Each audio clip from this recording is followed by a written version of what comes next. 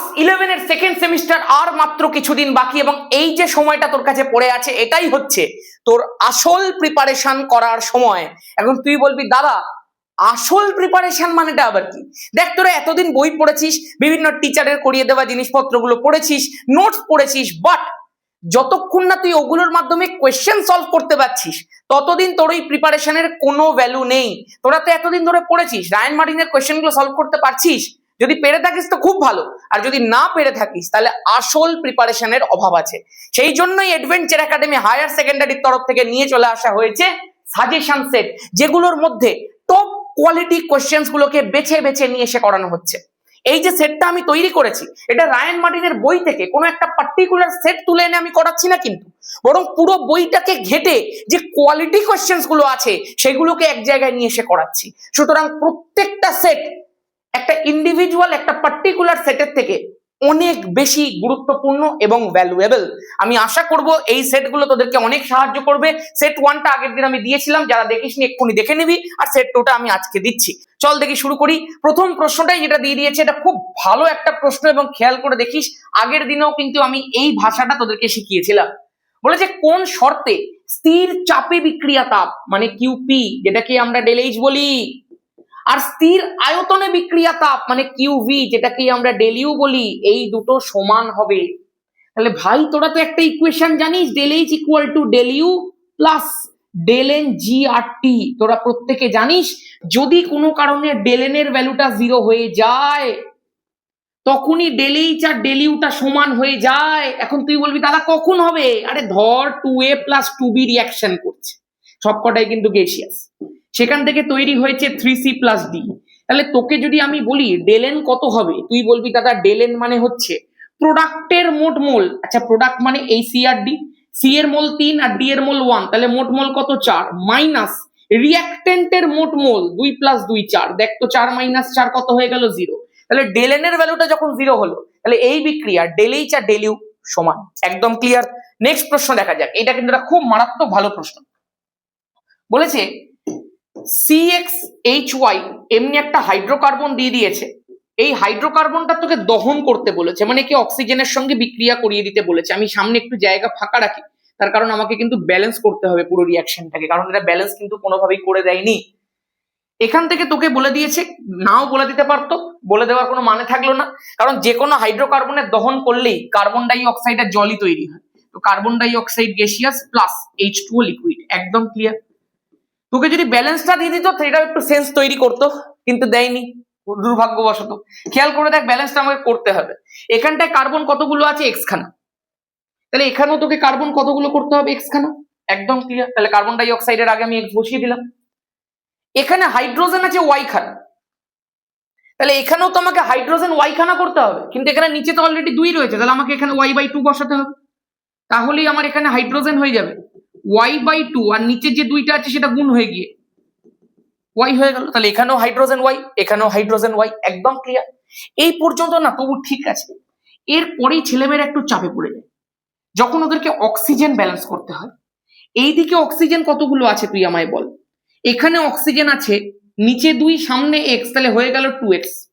এখানে অক্সিজেন কতগুলো আছে বল? y/2। এবার এখানে ওকে যখন অক্সিজেন লিখতে বলা হয় তখন ও পুরো ভুল ভাল লিখে অঙ্কটাকে ভুল করে দিয়ে চলে আসে। আমি তোকে একটা ট্রিক শেখাচ্ছি, দেখ তুই শুধু এইটুকু খেয়াল রাখ। তুই বলতো একটা অক্সিজেনের অণু তৈরি করতে হলে কতগুলো পরমাণুকে জুড়তে হয়? তুই বলি দাদা এটা আবার কোনো প্রশ্ন হলো, 2টো পরমাণুকে জুড়তে হয়। বললাম এটাই তো পরীক্ষাতে পারবি না, করে দেখা না এটা ছাড়া, এটা পারবি না। এই ট্রিক গুলোকে খুব মন দিয়ে শিখে নে ভাই, যা শেখাচ্ছি। তাহলে তুইও বলবি যে এই যে 2খানা অক্সিজেন পরমাণু জুড়ে একটা অক্সিজেন অণু তৈরি করে, তুই বলবি হ্যাঁ একদম একদম একদম। এখানে দাদা কতগুলো অক্সিজেনের পরমাণু রয়েছে? আমি বললাম 2x খানা। আচ্ছা, 2টো থেকে তো একটা তৈরি হয়, মানে হাফ হয়, তাহলে এখানে দেখ 2x খানা রয়েছে, তাহলে অক্সিজেনের অণু কতগুলো হবে? না x খানা হবে। তুইও মানবি, তুইও মানবি, তুইও মানবি। এখানে যদি হাফ হয়, এখানে তো 2টো অক্সিজেনের পরমাণু ছিল, সেখান থেকে একটা অণু তৈরি হলো, তাহলে 2 ছিল 1 হয়ে গেল, হাফ হয়ে গেল। তো এখানে অক্সিজেনের পরমাণু 2x খানা ছিল, তাহলে অক্সিজেনের অণু তৈরি হবে x খানা, হাফ হয়ে যাবে, একদম ক্লিয়ার। আচ্ছা দাদা এখান থেকে তাহলে কি হবে? আমি বললাম আবারও হাফ হয়ে যাবে। তাহলে এখান থেকে অক্সিজেনের অণু কতগুলো হবে? না ওয়াই বাই টু এর হাফ, মানে Y by two divided by two, তার মানে হয়ে গেল ওয়াই বাই ফোর। আমি বললাম একদম একদম একদম একদম একদম ক্লিয়ার আছে ভাই। এই কনসেপ্টটাই কিন্তু তোকে শিখতে হতো। এটা যদি তুই না পারিস তুই এই চ্যাপ্টারের এই ব্যালেন্সটা করতে পারতিস না। তাহলে এখানে অক্সিজেন হয়ে গেল এক্স, এখানে অক্সিজেন অণু হয়ে গেল ওয়াই বাই ফোর, তাহলে টোটাল হয়ে গেল X plus Y by four. একদম ক্লিয়ার আছে, একদম পরিষ্কার আছে, একদম ধামাকা আছে। ক্লিয়ার আছে? চলো নেক্সট। এইবার তোকে বলে দিয়েছে যে del H minus del U divided by আরটির মান কত হবে। আচ্ছা বলতো del H equal to del U plus del N G RT হয়? তুই বল হ্যাঁ। তাহলে del H minus del U divided by RT যদি আমি করি সেটাই মানে ডেল এন জি। তুই বল হ্যাঁ। একদম ক্লিয়ার, একদম ক্লিয়ার, একদম ক্লিয়ার। তার মানে আমাকে এখানে মোদ্দা কথায় ডেল এন জি বার করতে দিয়েছে, রাইট? ডেল এন জি কি করে বার করে তোকে আমি এক্ষুনি শেখালাম।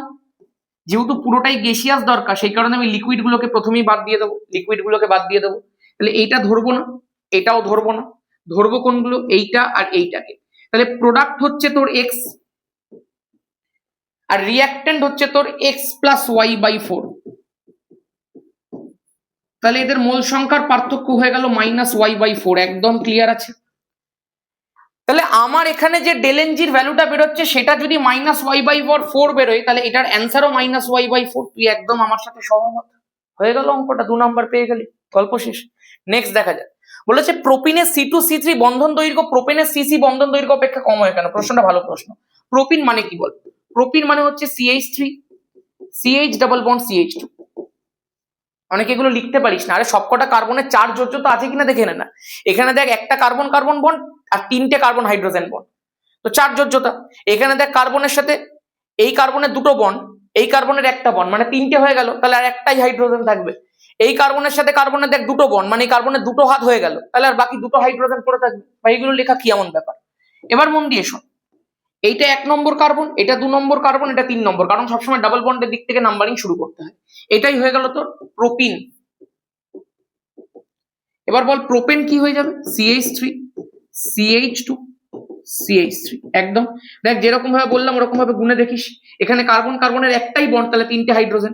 এখানে দেখ কার্বনটা সেটা দুটো বন্ড, তাহলে দুটো হাইড্রোজেন। এখানে একটা বন্ড, তাহলে 3টে হাইড্রোজেন। ঠিক আছে, এবার খেয়াল কর, তোকে বলে দিয়েছে এই যে কার্বন কার্বন বন্ড গুলো রয়েছে যেগুলো হচ্ছে একটা সিঙ্গেল বন্ড, এই সিঙ্গেল বন্ডটা এই কার্বন 2 আর কার্বন 3 এর মাঝে যে সিঙ্গেল বন্ডটা রয়েছে এটা তো সেম একদম। এটাও দাদা কার্বন কার্বন সিঙ্গেল বন্ড, এটাও carbon carbon single bond. But প্রোপিনের ক্ষেত্রে এই C2 আর C3 এর মধ্যে যে বন্ধনটা রয়েছে তার দৈর্ঘ্যটা প্রোপেনের সিসি বন্ধন দৈর্ঘ্যগুলো অপেক্ষা কম হয়। মানে এর ক্ষেত্রে এই বন্ধন দৈর্ঘ্যটা ছোট হয় অ্যাজ কম্পেয়ার টু এই বন্ধন দৈর্ঘ্যগুলো অপেক্ষা। এটা কেন হচ্ছে? দাদা দুটোই তো সিঙ্গেল বন্ড, এরকম একচক্ষু বিচার কেন? এর ক্ষেত্রে কম, এর ক্ষেত্রে বেশি। বলছি এখানে একটা বিরাট বড় ব্যাপার আছে ভাই। তুই খেয়াল করে দেখ, এই কার্বনটাও sp3 হাইব্রিডাইজড, কোনো ডাবল বন্ড নেই বলে। এই কার্বনটাও sp3 হাইব্রিডাইজড, কোনো ডাবল বন্ড নেই বলে। কিন্তু এখানে যে কার্বন 2 আর কার্বন 3 রয়েছে, কার্বন 3টার তো কোনো ডাবল বন্ডের সঙ্গে যুক্ত নয় বলে sp3 হাইব্রিডাইজড, বাট কার্বন 2টা একটা ডাবল বন্ডের সঙ্গে যুক্ত বলে sp2 হাইব্রিডাইজড। এবং এখানেই গল্পটা শুরু হয়ে গেছে। তুই যদি একটু এই জায়গাটাকে দেখিস, তোরা তো আগের সেমিস্টারে পড়েছিস সিঙ্গেল বন্ডের থেকে ডাবল বন্ড ছোট হয়, তার থেকে ট্রিপল বন্ড আরো ছোট হয়। মানে যত বন্ডের সংখ্যা বাড়ে তত বন্ধনটার দৈর্ঘ্যটা আস্তে আস্তে ছোট হতে থাকে। যত বন্ধনের স্টেবিলিটি বাড়ে, বন্ধন যত শক্তিশালী হয়, তত তার দৈর্ঘ্যটা আস্তে আস্তে ছোট হতে থাকে।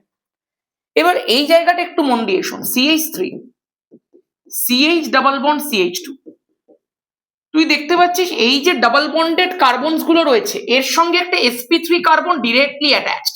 এবং তোদেরকে আমি বলেছিলাম যে ডাবল বন্ডেড কার্বনের সঙ্গে যুক্ত sp3 কার্বনে যতগুলো হাইড্রোজেনস থাকে সেগুলোকেই তার হাইপার কনজুগেবল হাইড্রোজেন বা আলফা হাইড্রোজেন বলা হয়ে থাকে। এবং যত আলফা হাইড্রোজেনের সংখ্যা বাড়ে তত নো বন্ড রেজোনেন্স বাড়ে, তত ডাবল বন্ডের স্টেবিলিটি বাড়ে, তত কম্পাউন্ডটার স্টেবিলিটি বাড়ে। এখানে আলটিমেটলি হয় কি জানিস, একটা হাইপার কনজুগেশনের জন্য এইরকম একটা ঘটনা তুই চিন্তা করতে পারিস। এখানে ধর হাইড্রোজেন আছে, এখানে সিঙ্গেল বন্ড ছিল, এখানে ধর CH ছিল, ডাবল বন্ড ছিল, CH2 ছিল। এটা খুব একটা ফেভারেবল মানে করাটা উচিত না, বাট তাও তুই এইভাবে দেখাতে পারিস এই হাইড্রোজেনটা এরকম ভাবে শিফট হচ্ছে, এই বন্ডটা এর মাথার উপরে চলে যাচ্ছে, তার ফলে কি হলো বল, এরকম একটা রেজোনেন্স টাইপের জিনিসের মাধ্যমে double bond CH single bond CH two minus হয়ে গেল। মানে আগে যে বন্ডটা সিঙ্গেল বন্ড ছিল সেটা অ্যাকচুয়ালি পিওরলি সিঙ্গেল বন্ড নয়, ওটা পরক্ষণেই আবার ডাবল বন্ড ক্যারেক্টার পেয়ে যেতে পারে। তার মানে আমি যদি রেজোনেন্স হাইব্রিড আঁকি তাহলে আমাকে এই সিঙ্গেল বন্ডটার সাথে হালকা ডাবল বন্ড ক্যারেক্টারও দিতে হবে। তার মানে এখানে যে সিঙ্গেল বন্ডটা ওটা পিওরলি সিঙ্গেল ছিল, বাট এখানে যে সিঙ্গেল বন্ডটা সে তলে তলে তলে তলে সব মেয়েদেরকে মেসেজ করছে, তার মানে ও সিঙ্গেল কিন্তু আংশিক দ্বিবন্ধন চরিত্র তার মধ্যে রয়েছে, পুরোপুরি সিঙ্গেল সে কিন্তু নয়, সব মেয়েদের সাথে কথা হচ্ছে তার, সেই জন্য যতই বলুক সে সিঙ্গেল অ্যাকচুয়ালি তার মধ্যে আংশিক দ্বিবন্ধন ক্যারেক্টার রয়েছে, কারণ ও এরকম ভাবে তার আলফা হাইড্রোজেনের মাধ্যমে রেজোনেন্স করতে পারে। ঠিক আছে, এই জন্যই ওর বন্ধন দৈর্ঘ্যটা একদম পিওর প্রোপেনের থেকে একটু কম হয়। একদম ক্লিয়ার আছে? নেক্সট প্রশ্ন দাদা। আমি বললাম হ্যাঁ বল। কোন টিচার এরকম ভাবে বলছে ইউটিউবে বুকে দাঁড়িয়ে শুনেছিস? শুনিসনি ভাই। বেনজাইল ক্লোরাইড 1 ডিগ্রি হ্যালাইড হওয়া সত্ত্বেও SN1 বিক্রিয়া অংশগ্রহণ করে কেন? ভাই SN1 বিক্রিয়া কেন করে সেটা দেখার জন্য আগে তার স্ট্রাকচারটা আঁকতে হবে। বেনজাইল ক্লোরাইড মানে হচ্ছে CH2Cl। আচ্ছা, এখান থেকে যে কার্বোক্যাটায়নটা আমি পাবো সেই কার্বোক্যাটায়নটা এরকম দেখতে হবে, তুই বলবি হ্যাঁ CH2 প্লাস হবে, প্লাস দাদা এখান দিয়ে Cl মাইনাস নদীর ধারে গিয়ে কিনলের বোতলের জল খাবে। আমি বললাম হ্যাঁ। আচ্ছা, সমস্যাটা কোথায়? সমস্যাটা হচ্ছে আমরা পড়েছি SN1 এ যে কেবলমাত্র 3 ডিগ্রি যে কার্বোক্যাটায়নস গুলো আছে তারা SN1 করতে বেশি সক্ষম, বেশি ফেভারেবল, কারণ যত কার্বনের অর্ডার বাড়ে তত কার্বোক্যাটায়নের স্টেবিলিটি বাড়তে থাকে, because of alpha hydrogen, because of hyperconjugation, because of plus I effect. একদম এগুলো তো আমাদের কাছে পরিষ্কার। দাদা এই যে কার্বনটা রয়েছে সেটাও তো একটা 1 ডিগ্রি কার্বন, যেটা একটাই মাত্র কার্বনের সঙ্গে ডিরেক্টলি অ্যাটাচড। তাহলে এই কার্বনটা কেন SN1 বিক্রিয়া অংশগ্রহণ করবে? কারণ আমরা তো জানি কেবলমাত্র 3 ডিগ্রি কার্বনের করার কথা, যেখানে আমরা দেখেছিলাম দেখবে 3H3 হোল থ্রাইস C+, এইটা অংশগ্রহণ করছিল SN1 যেটা একটা 3 degree carbocation, tertiary butyl carbocation. এইটা করে কেন? তাহলে মনে রাখ, অর্ডারটা ম্যাটার করে না ভাই, স্টেবিলিটিটা ম্যাটার করে। SN1 সেই করবে যার কার্বোক্যাটায়নটা মারাত্মক স্টেবল হবে। এখানে যে বেনজাইল কার্বোক্যাটায়নটা তৈরি হয়েছে সেটা due to resonance with that huge benzene ring is very much stabilize, and resonance stability সবার বাপ ভাই, যতই হাইপার কনজুগেশন স্টেবিলিটি দেখাক, রেজোনেন্স স্টেবিলিটি আছে মানে তার কিছু দেখার দরকার নেই। Due to the resonance stability benzyl carbocation is very much stable, এবং ভেরি মাচ স্টেবল হওয়ার কারণে এই SN1 বিক্রিয়া ওর থেকে ভালো করতে পারবে। ঠিক আছে, একদম ক্লিয়ার? চলো, বেনজিনে থায়োফিনের সামান্য উপস্থিতি বুঝবে কি করে? দেখ এইটা পিওরলি আমি বলবো না 11 এর কোশ্চেন, বাট ঠিক আছে দিয়েছে, দিতেই পারে, অসুবিধা কিছু নেই। প্রথমেই তোকে জানতে হবে থায়োফিন মানেটা কি। এইটা হচ্ছে থায়োফিন, এইটাকে আমরা থায়োফিন বলে থাকি। তো থায়োফিনের উপস্থিতি বেনজিনের মধ্যে কখনো কখনো থেকে যায়, বেনজিনের মধ্যে কখনো কখনো এগুলো মিশে থাকে, যেরকম ভাবে তোর মধ্যে কিছু ফেক বন্ধু মিশে থাকে বন্ধু মহলে, সেরকম ভাবে বেনজিনের মধ্যে কখনো কখনো একটু থায়োফিন মিশে থাকে। তো এইটাকে দূর করার জন্য কি করতে হয়, এর মধ্যে ইসাটিন বলে একটা কম্পাউন্ড মিশিয়ে দিতে হয়। ইসাটিনের শুধু ইসাটিন মেশাতে হয় না, তার সঙ্গে একটু গাঢ় সালফিউরিক অ্যাসিড মিশিয়ে দিতে হয়। ইসাটিনের স্ট্রাকচার খুব জটিল, তো সেই ইসাটিনটা যখনই তুই মিশিয়ে দিবি এর মধ্যে তুই দেখতে পাবি ইসাটিন উইথ গাঢ় সালফিউরিক অ্যাসিডের সঙ্গে পুরোটা রিয়াকশন করার ফলে একটা ব্লু কালারের সলিউশন পাওয়া যাচ্ছে, অনেকে বলে নীলাভ বেগুনি কালারের সলিউশন একটা পাওয়া যায়। যদি রংটা নীলাভ বেগুনি হয়ে যায় আফটার রিয়াকশন, তাহলে তুই বুঝবি ওই নীলাভ বেগুনি রংটা কোত্থেকে এসছে। আগে মনে করা হতো নীলাভ বেগুনি রংটা বুঝি বেনজিন থেকে এসছে, বাট নয়, নীলাভ বেগুনি রংটা অ্যাকচুয়ালি আসে থায়োফিন থেকে। যদি থায়োফিন এর মধ্যে মিশে থাকে তবেই এই পুরো সলিউশনটার সাথে রিয়াকশনের পর কালারটা নীলাভ বেগুনি টাইপের হয়ে যাবে, এবং তুমি বুঝে যাবে যে তোমার বেনজিনটা অ্যাকচুয়ালি পিওর নয়, তোমার বেনজিনের মধ্যে থায়োফিন মিশে রয়েছে। একদম ক্লিয়ার? চলো, তোরা যদি বলিস আমি ইসাটিনের স্ট্রাকচারটা দিয়ে দিতে পারি তোদেরকে নেক্সট ক্লাসের মধ্যে, বাট তোদের দরকার পড়বে না। নেক্সট, মানে রিয়াকশনটা দিয়ে দিতে পারি আর কি, স্ট্রাকচার তো তোদের এমনি দরকার নেই, রিয়াকশনটা পুরো দিয়ে দিতে পারি। আচ্ছা, এইটা কি আছে বল? বি। আচ্ছা, এইটা তো এক্ষুনি করলাম, এটা তো 3 ছিল। আচ্ছা, 3 এর কোশ্চেনটা এখানটা দেওয়া আছে। ওকে ওকে, ঠিক আছে, চলো। 3 এর দাগের বি বলে দিয়েছে CH3COOH আছে, সেইটাকে NaOH দিয়ে ট্রিট করতে বলেছে। যেই মাত্র করব স্বাভাবিকভাবে সোডিয়াম খুব জ্বলছে ভাই। কেন জ্বলছে বলতো? কারণ সোডিয়াম দেখছে আমি অত্যন্ত তড়িৎ ধনাত্মক, আমি ভীষণ ইলেকট্রোপজিটিভ, তাহলে আমার তো দরকার ইলেকট্রোনেগেটিভ অক্সিজেনের পাশে গিয়ে বসা। এই হনুমান হাইড্রোজেনটা এখানে কেন বসে রয়েছে? ওকে তুই সরাতেই হবে কোনো কারণে। তো ও গিয়ে কি করে, হাইড্রোজেনটাকে লাথ মেরে দেয়, ধুম করে নিয়ে নিজে ওই জায়গা থেকে বসে পড়ে। তাহলে CH3 COO তৈরি করে। আর যে হাইড্রোজেনটা বেরোলো, ও তো আর নদীর ধারে গিয়ে কিনলের বোতলে জল খাবে না রে ভাই। ও দেখছে ওর কাছে অপশন আছে। একদিন हमारे मोहल्ले में ऐश्वर्या आई फिर से, इसे छोड़ के गया तो उसका साथ যুক্ত हो गया। তার ফলে কি হয়ে গেল বল, পানি পানি, একদম ক্লিয়ার। এবারে খেয়াল করে দেখ, কি সব বলছি এবারে খেয়াল করে দেখ, CH3COO আছে।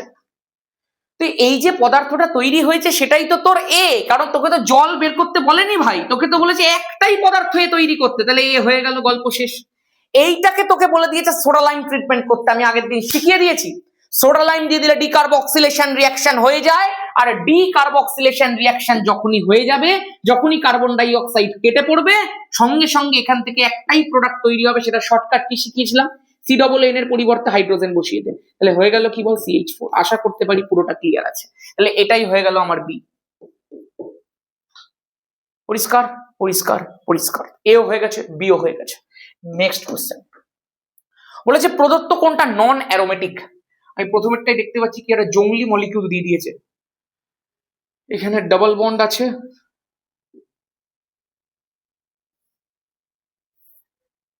এখানে আবার দেখতে পাচ্ছি এরকম ভাবে দিয়েছে, এই এই এই, আচ্ছা ডাবল বন্ড এইটা, ওকে। এখান থেকে আমাকে একটা কাজ করতে হবে, আমাকে একটু ভেঙে নিতে হবে জিনিসটাকে। এই ডাবল বন্ডটাকে তুই বিয়োজন করতো, যেই মাত্র বিয়োজিত করব আমি দেখতে পাবো এখান থেকে এরকম একটা স্ট্রাকচার তৈরি হচ্ছে। এটা কিন্তু ভয়ঙ্কর প্রশ্ন ভাই, এটা তোকে দিলে তুই পারতিস না রে ভাই। এখানটায় মাইনাস দিচ্ছি, এখানটায় প্লাস দিচ্ছি, তুই বললি কেন দাদা তুমি বহুত বাজে লোক আছো, তুমি সবসময় ঝেড়ে ঝেড়ে আসো, সেগুলোকেই আমাকে শেখাচ্ছ। আর ঠিক আছে চল, তোকে এখানটা আরেকটা দেখাচ্ছি, যেখানে এখানে তুই মাইনাস দে, এখানে তুই প্লাস দে। এবার কোনটা হবে খেয়াল করে দেখ। তোকে যদি আমি বলি কোনটা বেশি প্রেফারেবল বা ফেভারেবল, যেখানে দুটো রিংই অ্যারোমেটিক স্টেবিলিটি ধারণ করতে পারে। স্বাভাবিক সবাই চাইছে স্টেবিলিটি, তাহলে ও নিশ্চয়ই চাইবে না একজনকে ডিপ্রাইভ করে আরেকজন স্টেবিলিটি পেয়ে যাক, একদম চাইবে না। তুই যদি এইটার মধ্যে খেয়াল করে দেখিস, এই রিংটাতে, সেখানে তুই দেখতে পাচ্ছিস মাত্র দুখানা পাই ইলেকট্রন আছে, আর দুখানা পাই ইলেকট্রন আছে, প্রত্যেকটা কি sp2? আমি বললাম হ্যাঁ প্রত্যেকটা sp2, কারণ পজিটিভ চার্জ আছে মানে sp2 আছে, একদম। তাহলে দুখানা পাই ইলেকট্রন 4n+2 এর আন্ডারে কি পড়ছে? হ্যাঁ একদম পড়ছে। n এর ভ্যালুটা তুই 0 বসিয়ে দে, তাহলে তুই পুরোটা 0 হয়ে দুটো পাই ইলেকট্রন চলে আসে। দুটো পাই ইলেকট্রন থাকলে অ্যারোমেটিক হবে, তাহলে এই রিংটা অ্যারোমেটিক।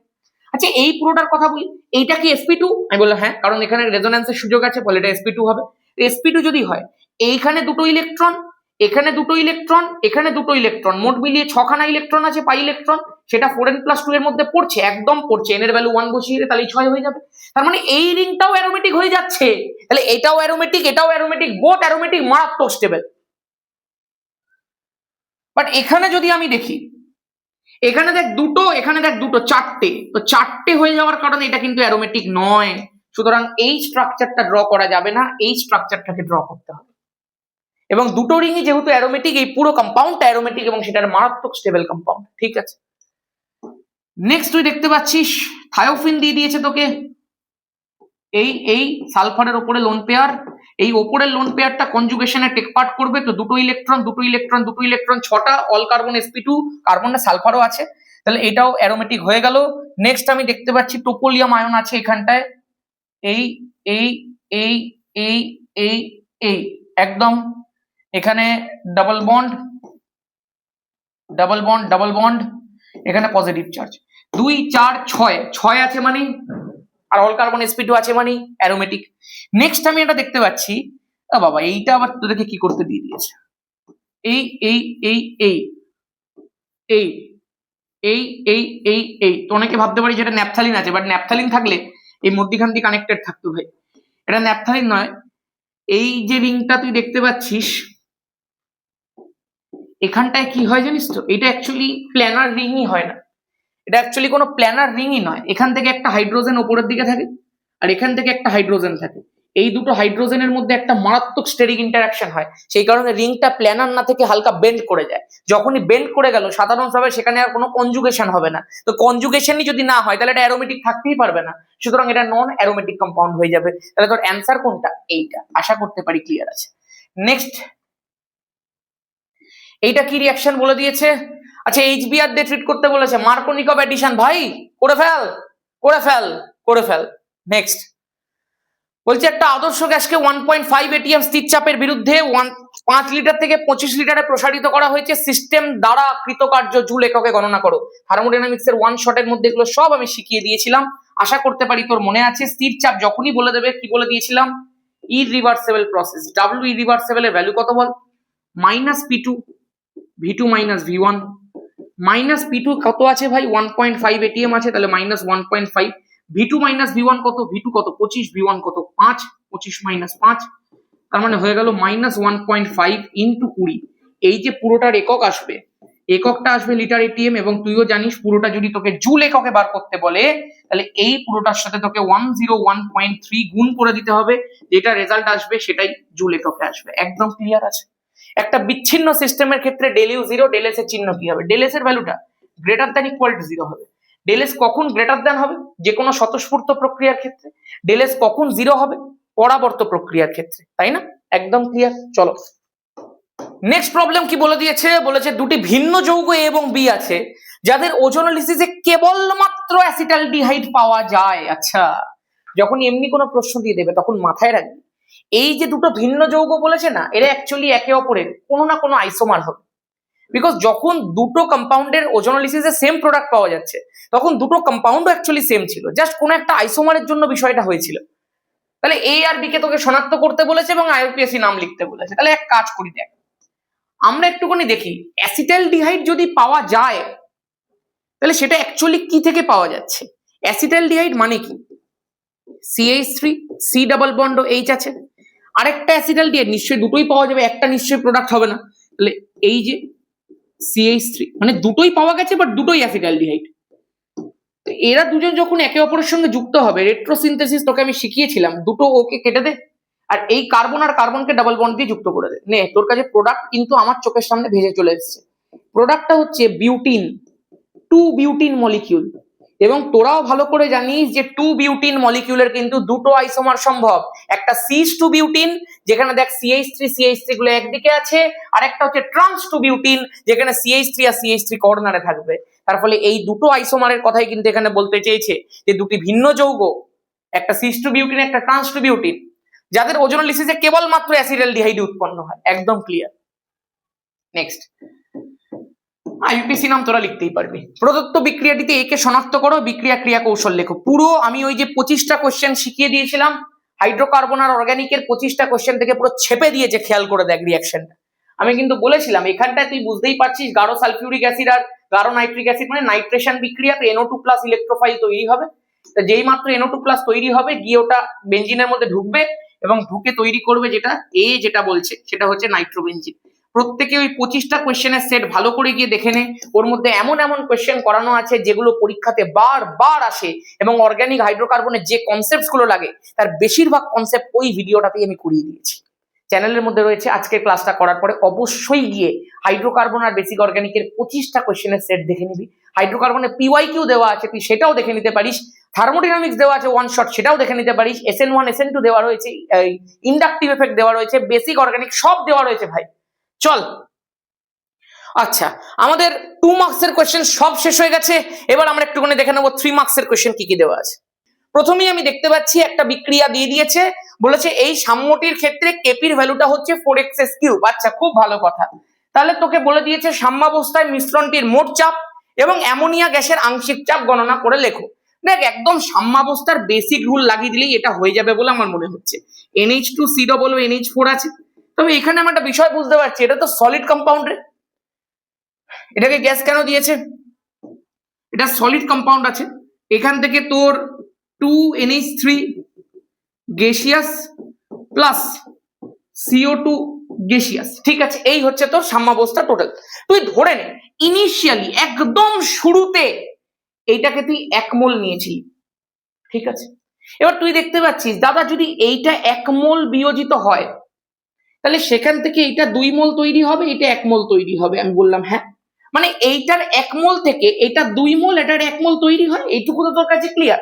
আচ্ছা তুই ধরে নে তুই ইনিশিয়ালি এটাকে 1 মোল নিয়েছিলি, কিন্তু যখন সাম্যাবস্থায় পৌঁছেছে পুরো রিয়াকশনটা, সেই সাম্যাবস্থায় যেতে যেতে কিছুটা তো এটা বিয়োজিত হবে এবং এগুলো তৈরি হবে, তাই তো হচ্ছে ব্যাপার।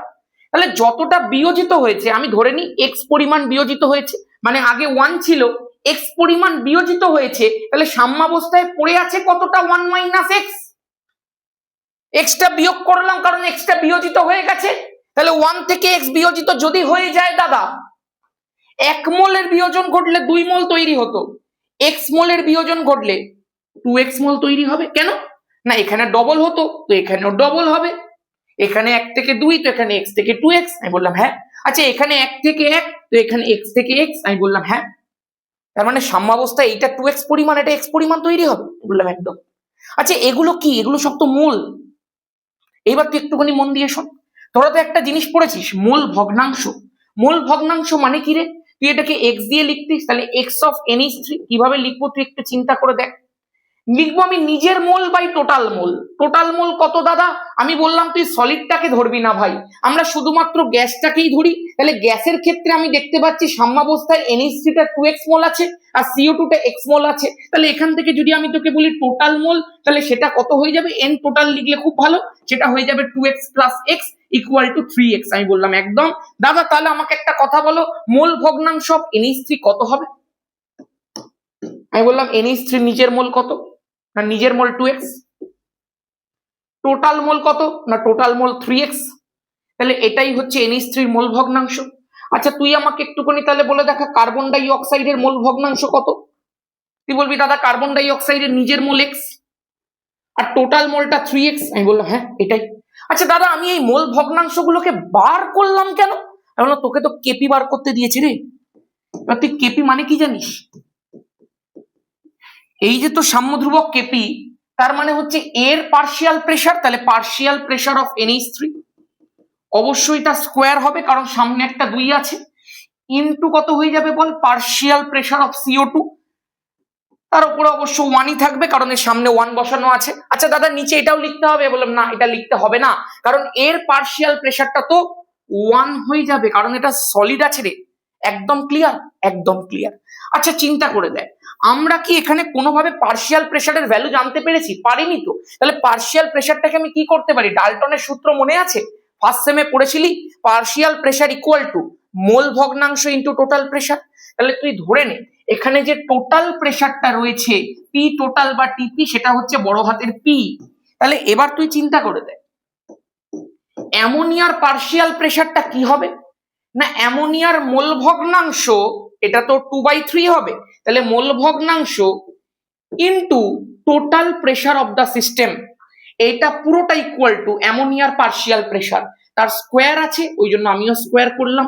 দাদা পার্শিয়াল প্রেসার অফ CO2 কত হবে? আমি বলছি মোল ভগ্নাংশ অফ CO2 কত, তুই বলবি দাদা 1/3। তাহলে তুই এখানে বসানো 1/3 ইনটু দাদা টোটাল প্রেসার পি বসিয়ে দিলাম। আমি বললাম হ্যাঁ, এর তলায় তো 1 যেমন ছিল তেমনই থাকবে। আচ্ছা তুমি তাহলে আমাকে একটুখানি বলো কেপির ভ্যালুটা কত দাঁড়ালো? আমি বলছি ওপরে পি স্কোয়ার ইনটু পি রয়েছে, তুই এইগুলোকে সব নিচে নামিয়ে দে, তাহলে ওপরে এই যে 3 যেগুলো আছে সেগুলো সব নিচে নেমে গেল, আর ওপরে একটা 2 বিদ্যমান আমি একদম দেখতে পাচ্ছি খুব ভালো করে। আচ্ছা 2 যেটা রয়েছে যেহেতু ব্র্যাকেটের মধ্যে পুরোটা স্কোয়ার ছিল সেই কারণে এটা 4 হয়ে যাবে, আর নিচে যেটা নামবে সেটা একটা 9 নেমে যাবে। একদম ক্লিয়ার। এইবার আমি যেটা বলবো পি স্কোয়ার আর পি গুণ করে 4p কিউব হয়ে যাবে, আর নিচে চলে এসছে 3 9 27। একদম ক্লিয়ার আছে, একদম ক্লিয়ার, এটা করলে এটাই আসবে। তুই দেখ কেপির যে ভ্যালুটা রয়েছে সেটাকে আমাকে দিয়ে দিয়েছে 4x কিউব, তার মানে এই পুরো মানটা এই যে 4p কিউব ডিভাইডেড বাই 27 আছে এটা ইকুয়াল টু হচ্ছে 4x কিউব, রাইট? আমি বললাম হ্যাঁ। দাদা 4 4 কেটে গেছে, তার মানে x এর ভ্যালু যেটা আমি পেয়েছি দুদিকেই যদি আমি কিউব রুট করে দিই তাহলে আমি p/3 পেয়েছি। আমি বললাম হ্যাঁ। তাহলে তুই p এর ভ্যালুটা কত পেয়ে গেলি বল, 3x পেয়ে গেলি। আমি বললাম হ্যাঁ। দাদা পিটা কি ছিল না, পিটা ছিল হচ্ছে এই পুরো সিস্টেমটার টোটাল প্রেসার টোটাল প্রেসারটাই তো পি ধরেছিলাম। তোকে তো বলেছে সাম্যাবস্থায় মিশ্রণটির মোট চাপ বার করতে, তাহলে মোট চাপ কত বেরিয়ে গেছে? 3x বেরিয়ে গেছে দাদা। আমি বললাম একদম। আচ্ছা, আরেকটা জিনিস আমাকে বার করতে বলেছে, অ্যামোনিয়া গ্যাসের আংশিক চাপ গণনা করতে বলেছে। আচ্ছা, অ্যামোনিয়ার আংশিক চাপ মানে পার্শিয়াল প্রেসার অফ NH3, সেইটার ফর্মুলা কি? না, ফর্মুলা হচ্ছে মোল ভগ্নাংশ। অ্যামোনিয়ার ক্ষেত্রে মোল ভগ্নাংশটা কত বেরিয়েছিল? 2/3 বেরিয়েছিল। তাহলে 2/3 into total pressure. Total pressure কত বেরিয়েছে? 3x বেরিয়েছে। তাহলে 3 দিয়ে 3 কেটে গেল, তাহলে হয়ে গেল অ্যান্সার কত? 2x। তাহলে পার্শিয়াল প্রেসার অফ NH3 টা 2x বেরিয়ে গেল, আর পুরো মিশ্রণটা টোটাল প্রেসারটা 3x বেরিয়ে গেল। আমি আশা করতে পারি তোর কাছে পুরো ক্যালকুলেশন একদম ক্লিয়ার। তাহলে আমি কেন প্রথমে মূল ভগ্নাংশটা বার করে নিয়েছিলাম সেটা তোর কাছে এখন নিশ্চয়ই ক্লিয়ার আছে। আসলে এগুলো সব অভিজ্ঞতার ব্যাপার। তোরা যারা এতদিন ধরে সাম্যাবস্থা পড়েছিস, এটা তোদের কাছে কোনো ম্যাটারই নয়। তোরা সবাই জানিস যদি কেপি দিয়ে দেয় উইথাউট এনি প্রেসার, প্রেসার যদি না মেনশন করে কেপি ভ্যালু দিয়ে দেয়, তাহলে অবশ্যই আমাকে মূল ভগ্নাংশ আগেই বার করতে হয়, তাই না? আর টোটাল প্রেসারটা ধরে নিতে হয়। এই তো হচ্ছে ব্যাপার। চলো এইবার যেটা নেক্সট আছে, আচ্ছা এখানে আরেকটা ছিল না, আরেকটা ছিল, এই যে প্রমাণটা আছে এক্স্যাক্ট সেম ভাবে হবে, এক্স্যাক্ট সেম ভাবে হবে। শুধু এটা একবার চেষ্টা কর, যদি না পারিস আমাকে জানা কমেন্ট সেকশনে, আমি নেক্সট দিনে সেটের মধ্যে দিয়ে দেবো। দেখ, আম্লিক বাফারের ক্ষেত্রে pH equal to pK plus log of লবণ বাই অ্যাসিড যেমনি হয় নর্মাল একটা প্রমাণ করতে দিয়েছে এটাকে, চলে হেন্ডারসন হ্যাসেলবার্গ ইকুয়েশন। খেয়াল করে দেখ একটুখানি, আমি ধর বললাম একটা মৃদু অ্যাসিড আছে এইচে, সেইটা তুই জলীয় দ্রবণ তৈরি করেছিস। এখন এই জলীয় দ্রবণটা ধর বিয়োজিত হচ্ছে, জলীয় দ্রবণের মধ্যে অ্যাসিডটা বিয়োজিত হচ্ছে, অ্যাসিড বিয়োজিত হয়ে H প্লাস তৈরি করে আর A মাইনাস তৈরি করে। যে H প্লাসটা যেহেতু জলের মধ্যে রয়েছে, জলের সঙ্গে যুক্ত হয়ে H3O প্লাস তৈরি করলো, এবং এই A মাইনাসটা চড়ি চড়ি চুপকে চুপকে এখানে রয়ে গেছে। আমি বললাম হ্যাঁ। এইবার তুই আমাকে একটা কথা বল, তোকে যদি আমি বলি অ্যাসিড ডিসোসিয়েশন কনস্ট্যান্ট Ka কত হবে? আমি তোকে একটু গোড়া থেকে দেখাই, অনেকে সাম্যাবস্থা পড়িসনি। তোকে প্রথমেই কে লিখতে হয় না, প্রথমে তোকে ডিসোসিয়েশন কনস্ট্যান্ট কে লিখতে হয়। যে কোনো মৃদু তড়িৎ বিশ্লেষ্য পদার্থের dissociation constant K equal to যে প্রোডাক্ট গুলো তৈরি হয়েছে তাদের গাঢ়ত্ব, H3O প্লাসের গাঢ়ত্ব ইনটু A মাইনাসের গাঢ়ত্ব ডিভাইডেড বাই রিঅ্যাক্ট্যান্ট যেগুলো ছিল সেগুলোর গাঢ়ত্ব। তাহলে H এর গাঢ়ত্ব, জলের গাঢ়ত্ব, যেহেতু দেখ পুরো মিডিয়ামটাই জল, সেই কারণে রিয়াকশনের সময় জলের গাঢ়ত্বের খুব একটা পরিবর্তন হয় বলে মনে করা হয় না। জলের গাঢ়ত্বটাকে নিয়ারলি কনস্ট্যান্ট ধরে নেওয়া হয়। এই জন্যই জলের গাঢ়ত্বটাই কনস্ট্যান্টটাকে কে কনস্ট্যান্টটার সঙ্গে গুণ করে দেওয়া হলো। তাহলে সঙ্গে সঙ্গে কি হয়ে যাবে বল? K into concentration of water, যে দুটোই ultimate constant, equal to concentration of H3O plus concentration of A minus divided by concentration of HA। বলো হ্যাঁ। তাহলে এই যে কে ইন্টু কনসেন্ট্রেশন অফ H2 আছে, এটাকেই dissociation constant of that acid বলা হয়ে থাকে, যেটাকে আমরা কে এ দিয়ে লিখি। ইকুয়াল টু লেখা হয় H3O plus concentration A minus concentration divided by HA concentration. বলো হ্যাঁ। একদম ক্লিয়ার। এইবার মন দিয়ে শোন, তোকে কি বার করতে হবে? পুরো সলিউশনটার পিএইচ বার করতে হবে। আর পিএইচ বার করব কি করে দাদা? না, তার জন্য আমার লাগবে কনসেন্ট্রেশন অফ H3O প্লাস। তাহলে আমি লিখে ফেলি যে concentration of H3O plus equal to Ka into concentration of HA divided by concentration of A minus. তাই হবে ভাই, ওরা সবাই 11 এ পড়িস, বেসিক অঙ্ক এগুলো। H3O plus equal to Ka into HA by A minus হয়ে যাবে, একদম ক্লিয়ার। কোনাকুনি কোন 2 লেভেলের অঙ্ক, ক্লাস 2। এবার খেয়াল করে দেখ, আমরা এদিকে মাইনাস লগ নিলাম কারণ আমাদেরকে পিএইচ বার করতে হবে। পিএইচ মানে কি ভাই? পি মানেটা কি? আমরা যদি এই যে বলি এই পি মানেটা কি? পিএইচ, পি মানেটা হচ্ছে মাইনাস লগ বেস 10। এইটার জন্যই তো আমরা পি বসাই। আর এই এইচটা কিসের জন্য বসাই? কনসেন্ট্রেশন অফ H3O প্লাস এর জন্য। তাহলে এখানেও আমাকে মাইনাস লগ বেস 10টা নিজে থেকে আনতে হবে, তবেই তো আমি পিএইচটা বার করতে পারবো। তাহলে আমি এদিকে যদি মাইনাস লগ বেস 10 আনি, তো আমাকে এদিকেও মাইনাস লগ বেস 10 আনতে হবে। তো আনলাম Ka into concentration of HA divided by concentration of A minus আছে। তুই বল হ্যাঁ দাদা একদম আছে, একদম পরিষ্কার, এই পর্যন্ত একদম ক্লিয়ার। আচ্ছা তুই আমাকে একটা কথা বলে দেখা, এবার আমরা লগের একটা ফর্মুলা পড়েছিলাম, মনে আছে? এইটা যেমন আছে তেমন বসিয়ে দিলাম, তুই দরকার হলে এটাকে পিএইচ বসিয়ে দে, কোনো সমস্যা নেই। লগ A ইন্টু বি যদি আমরা করি, তাহলে আমি এরকম ভাবে করতে পারি log A plus log B, তুই বল হ্যাঁ একদম করতে পারি। দেখ লগ এ ইন্টু বি আছে, তাহলে লগ এ, এই যে এ মানে তো এইটা, প্লাস লগ আছে এখানে, মাইনাস লগ আছে, আর লগের যা ফর্মুলা মাইনাস লগের তাই ফর্মুলা, তাহলে মাইনাস লগ এ প্লাস মাইনাস লগ বি, পুরোটা হয়ে গেল। এইবার মন দিয়ে শোন, তার মানে এইবার যদি আমি তোকে বলি pH equal to minus log base 10 of কে, দাদা এই মাইনাস লগ বেস 10টাই তো পি, তার মানে লেখা যায় তো পি কে, আমি বললাম হ্যাঁ একদম লেখা যায়। আচ্ছা এই প্লাসে আর এই মাইনাসে কি হয়ে যাবে, মাইনাস হয়ে যাবে, আমি বললাম হ্যাঁ। দাদা তাহলে লগ ওপরে চলে এলো এইচ এ আর নিচে চলে এলো এ মাইনাস, তাই তো, আমি বললাম হ্যাঁ একদম। আচ্ছা চিন্তা করে বল এবার একটুখানি, ভালো করে মন দিয়ে শোন, পিএইচ ইকুয়াল টু পিকে এ, ভালো করে দেখবি কিন্তু, আমি যদি এইটাকে ঘোরাতে চাই, এইটাকে ওপরে তুলবো এইটাকে নিচে আনবো, তাহলে সামনে সাইনটাকে চেঞ্জ করতে হয়, তাহলে প্লাস লগ ওপরে ঘুরিয়ে দে এ মাইনাস, নিচে হয়ে গেল এইচ এ। এবার তোরা ভালো করেই জানিস এগুলো তো বাফার সলিউশনের ক্ষেত্রে করা হয়, এই বাফার সলিউশনের ক্ষেত্রে যখন একটা মৃদু অ্যাসিডকে নেওয়া হয়েছে তো তার একটা লবণকেও নিতে হবে, তাহলে সেই লবণ তোরা নিশ্চয়ই এগুলো সবাই পড়েছিস যে এই এইচ এটার করেসপন্ডিং একটা লবণ, ধরো আমি এম এ নিলাম, যেমন ধর আমি তোকে বলছি, যদি এগুলো যারা যারা বাফার পড়েছে সবাই নিশ্চয়ই রিকল করতে পারছিস, CH3COOH এর যদি আমি এরকম জলীয় দ্রবণ নিই তাহলে CH3COO মাইনাস থাকবে আর H3O প্লাস থাকবে। এইবার খেয়াল করে দেখ, আমরা এই অ্যাসিডটা একটা লবণ তৈরি করি, যেহেতু এটা মৃদু অ্যাসিড সেই জন্য একটা স্ট্রং বেসের সঙ্গে এর একটা লবণ তৈরি হয়। স্ট্রং বেস মানে এইটা হচ্ছে ধরো একটা মৃদু অ্যাসিড আছে আর স্ট্রং বেস হচ্ছে NaOH, তাহলে এই দুজনের মধ্যে যদি কোনো লবণ পাওয়া যায় তাহলে সেটা কি হয়ে যাবে না CH3COONA হয়ে যাবে। একদম ক্লিয়ার, সোডিয়াম অ্যাসিটেট হয়ে গেল। এইবার চিন্তা কি করে হলো, এই যে CH3COO মাইনাসের সঙ্গে Na প্লাস যুক্ত হলো, যখনই যুক্ত হলো CH3COONA হয়ে গেছে। এবার তুই চিন্তা করে দেখ, এখন যদি কেউ বাফার মানেই না জানে সেই অঙ্কটা করবে কি করে, কেউ যদি বাফার নাই পড়ে থাকে সেই অঙ্কটা করবে কি করে ভাই, এটা তো একদম তো 10 দিনও বাকি নেই পরীক্ষা, এই সময় যদি কেউ বাফার না জানে সেটা তো অনভিপ্রেত।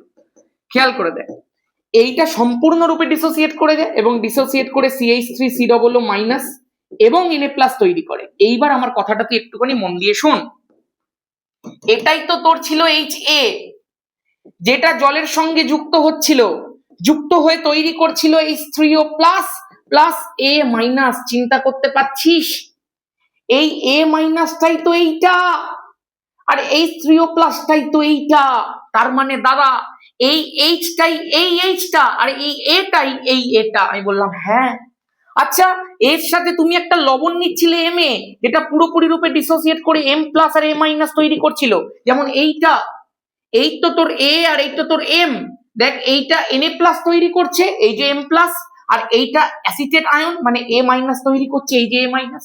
তুই আমাকে একটা কথা বল, তোরা সম আয়ন নীতি পড়েছিস তো, সম আয়ন নীতির জন্য তোরা জানিস যে এই ওপরের ইকুইলিব্রিয়ামটা বাঁ দিকে শিফট করে যায়, ফলে CH3COO মাইনাসের পরিমাণ দ্রবণের মধ্যে অত্যন্ত পরিমাণে কমে যায়।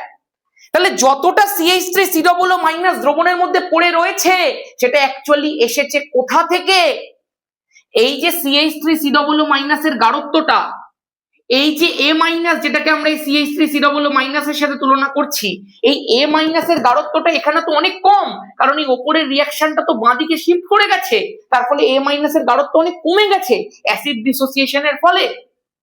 তাহলে দ্রবণে যত A মাইনাস রয়েছে তারা অ্যাকচুয়ালি কোথা থেকে এসছে, অ্যাকচুয়ালি সল্ট থেকে এসছে। তাহলে আমি যত A মাইনাসের গাঢ়ত্ব পাবো সেগুলো অ্যাকচুয়ালি কিসের গাঢ়ত্ব, সল্টের গাঢ়ত্ব। তাহলে এখানে যখন আমাকে পিএইচটা বার করতে হবে তখন আমি যে A মাইনাসের গাঢ়ত্বটা লিখেছি এখানে, এই যে A মাইনাসের গাঢ়ত্বটা আমি লিখেছি সেটা অ্যাকচুয়ালি আমি কিসের গাঢ়ত্ব লিখেছি, লবণের গাঢ়ত্ব লিখেছি ভাই।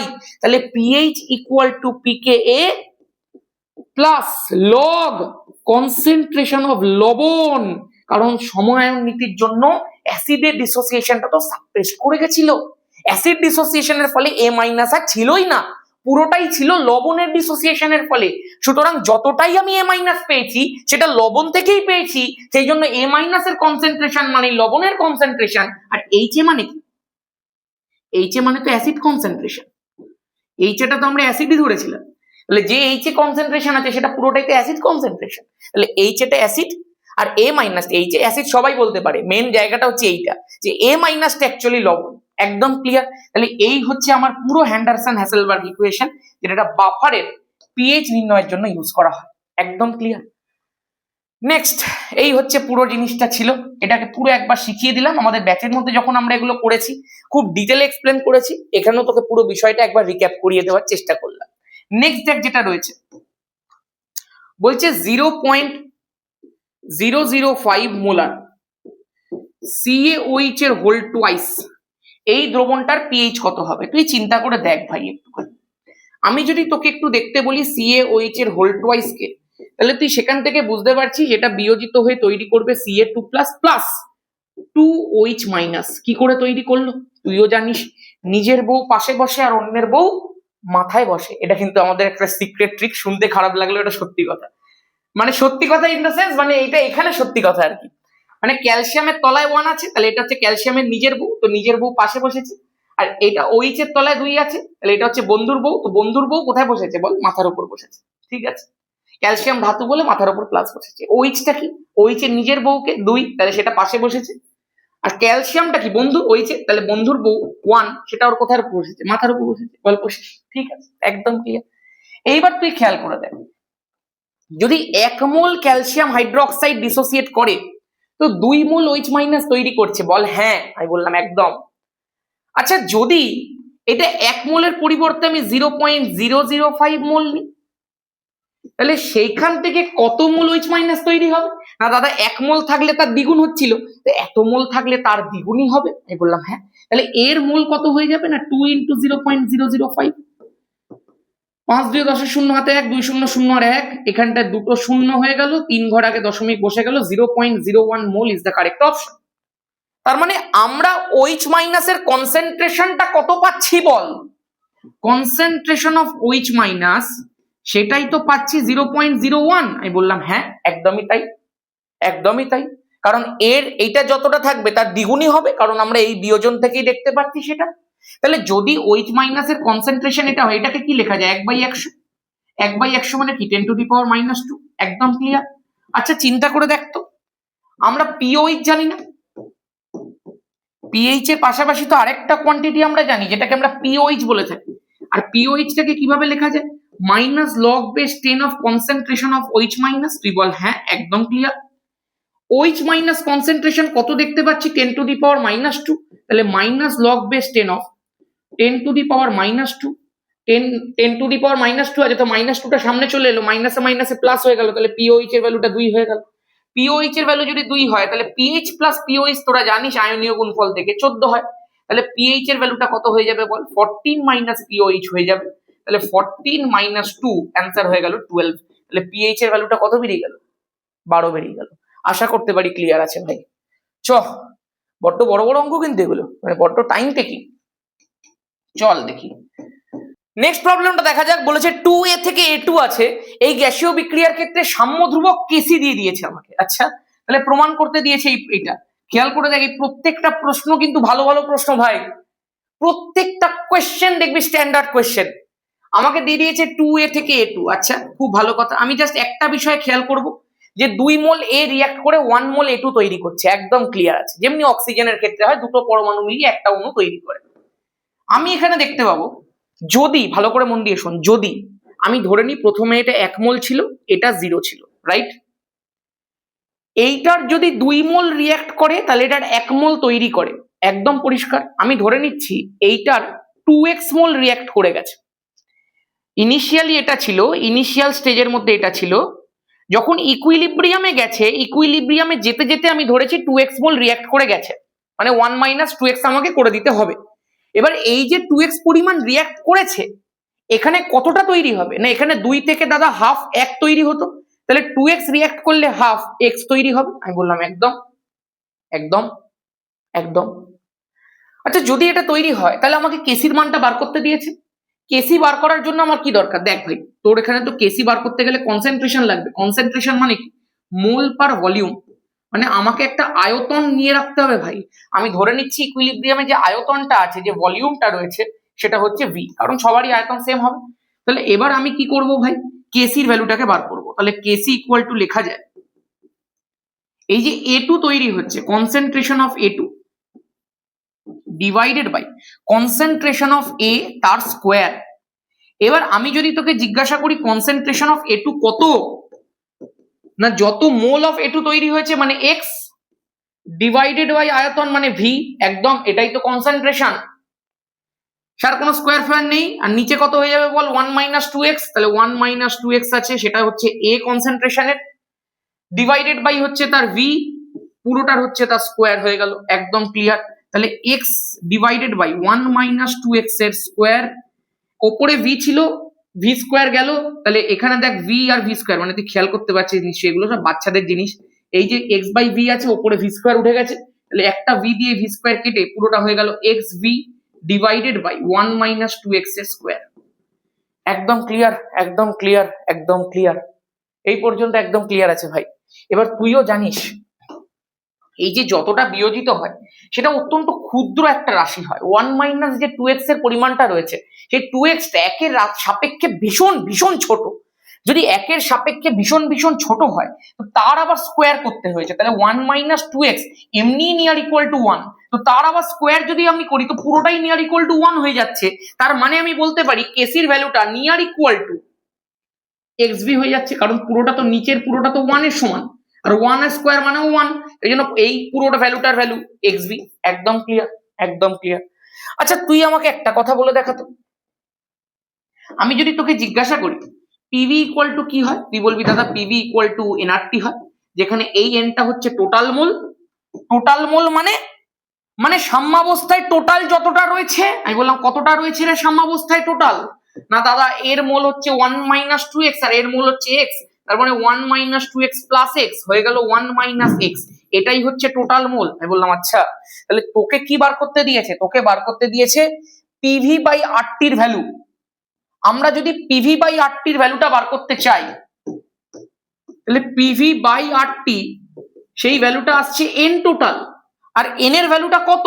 এন এর ভ্যালুটা হচ্ছে 1 মাইনাস এক্স, কারণ সাম্যাবস্থায় যে টোটাল মোল রয়েছে সেটাই তো 1 মাইনাস 2x প্লাস এক্স, তার মানে 1 মাইনাস এক্স। তার মানে এই পুরোটার ভ্যালুটাই হচ্ছে, এই যে এন এর ভ্যালুটা যেটা আমি এখানে এন দেখতে পাচ্ছি, সেইটারই ভ্যালু হচ্ছে PV by RT equal to 1 minus X. বল হ্যাঁ।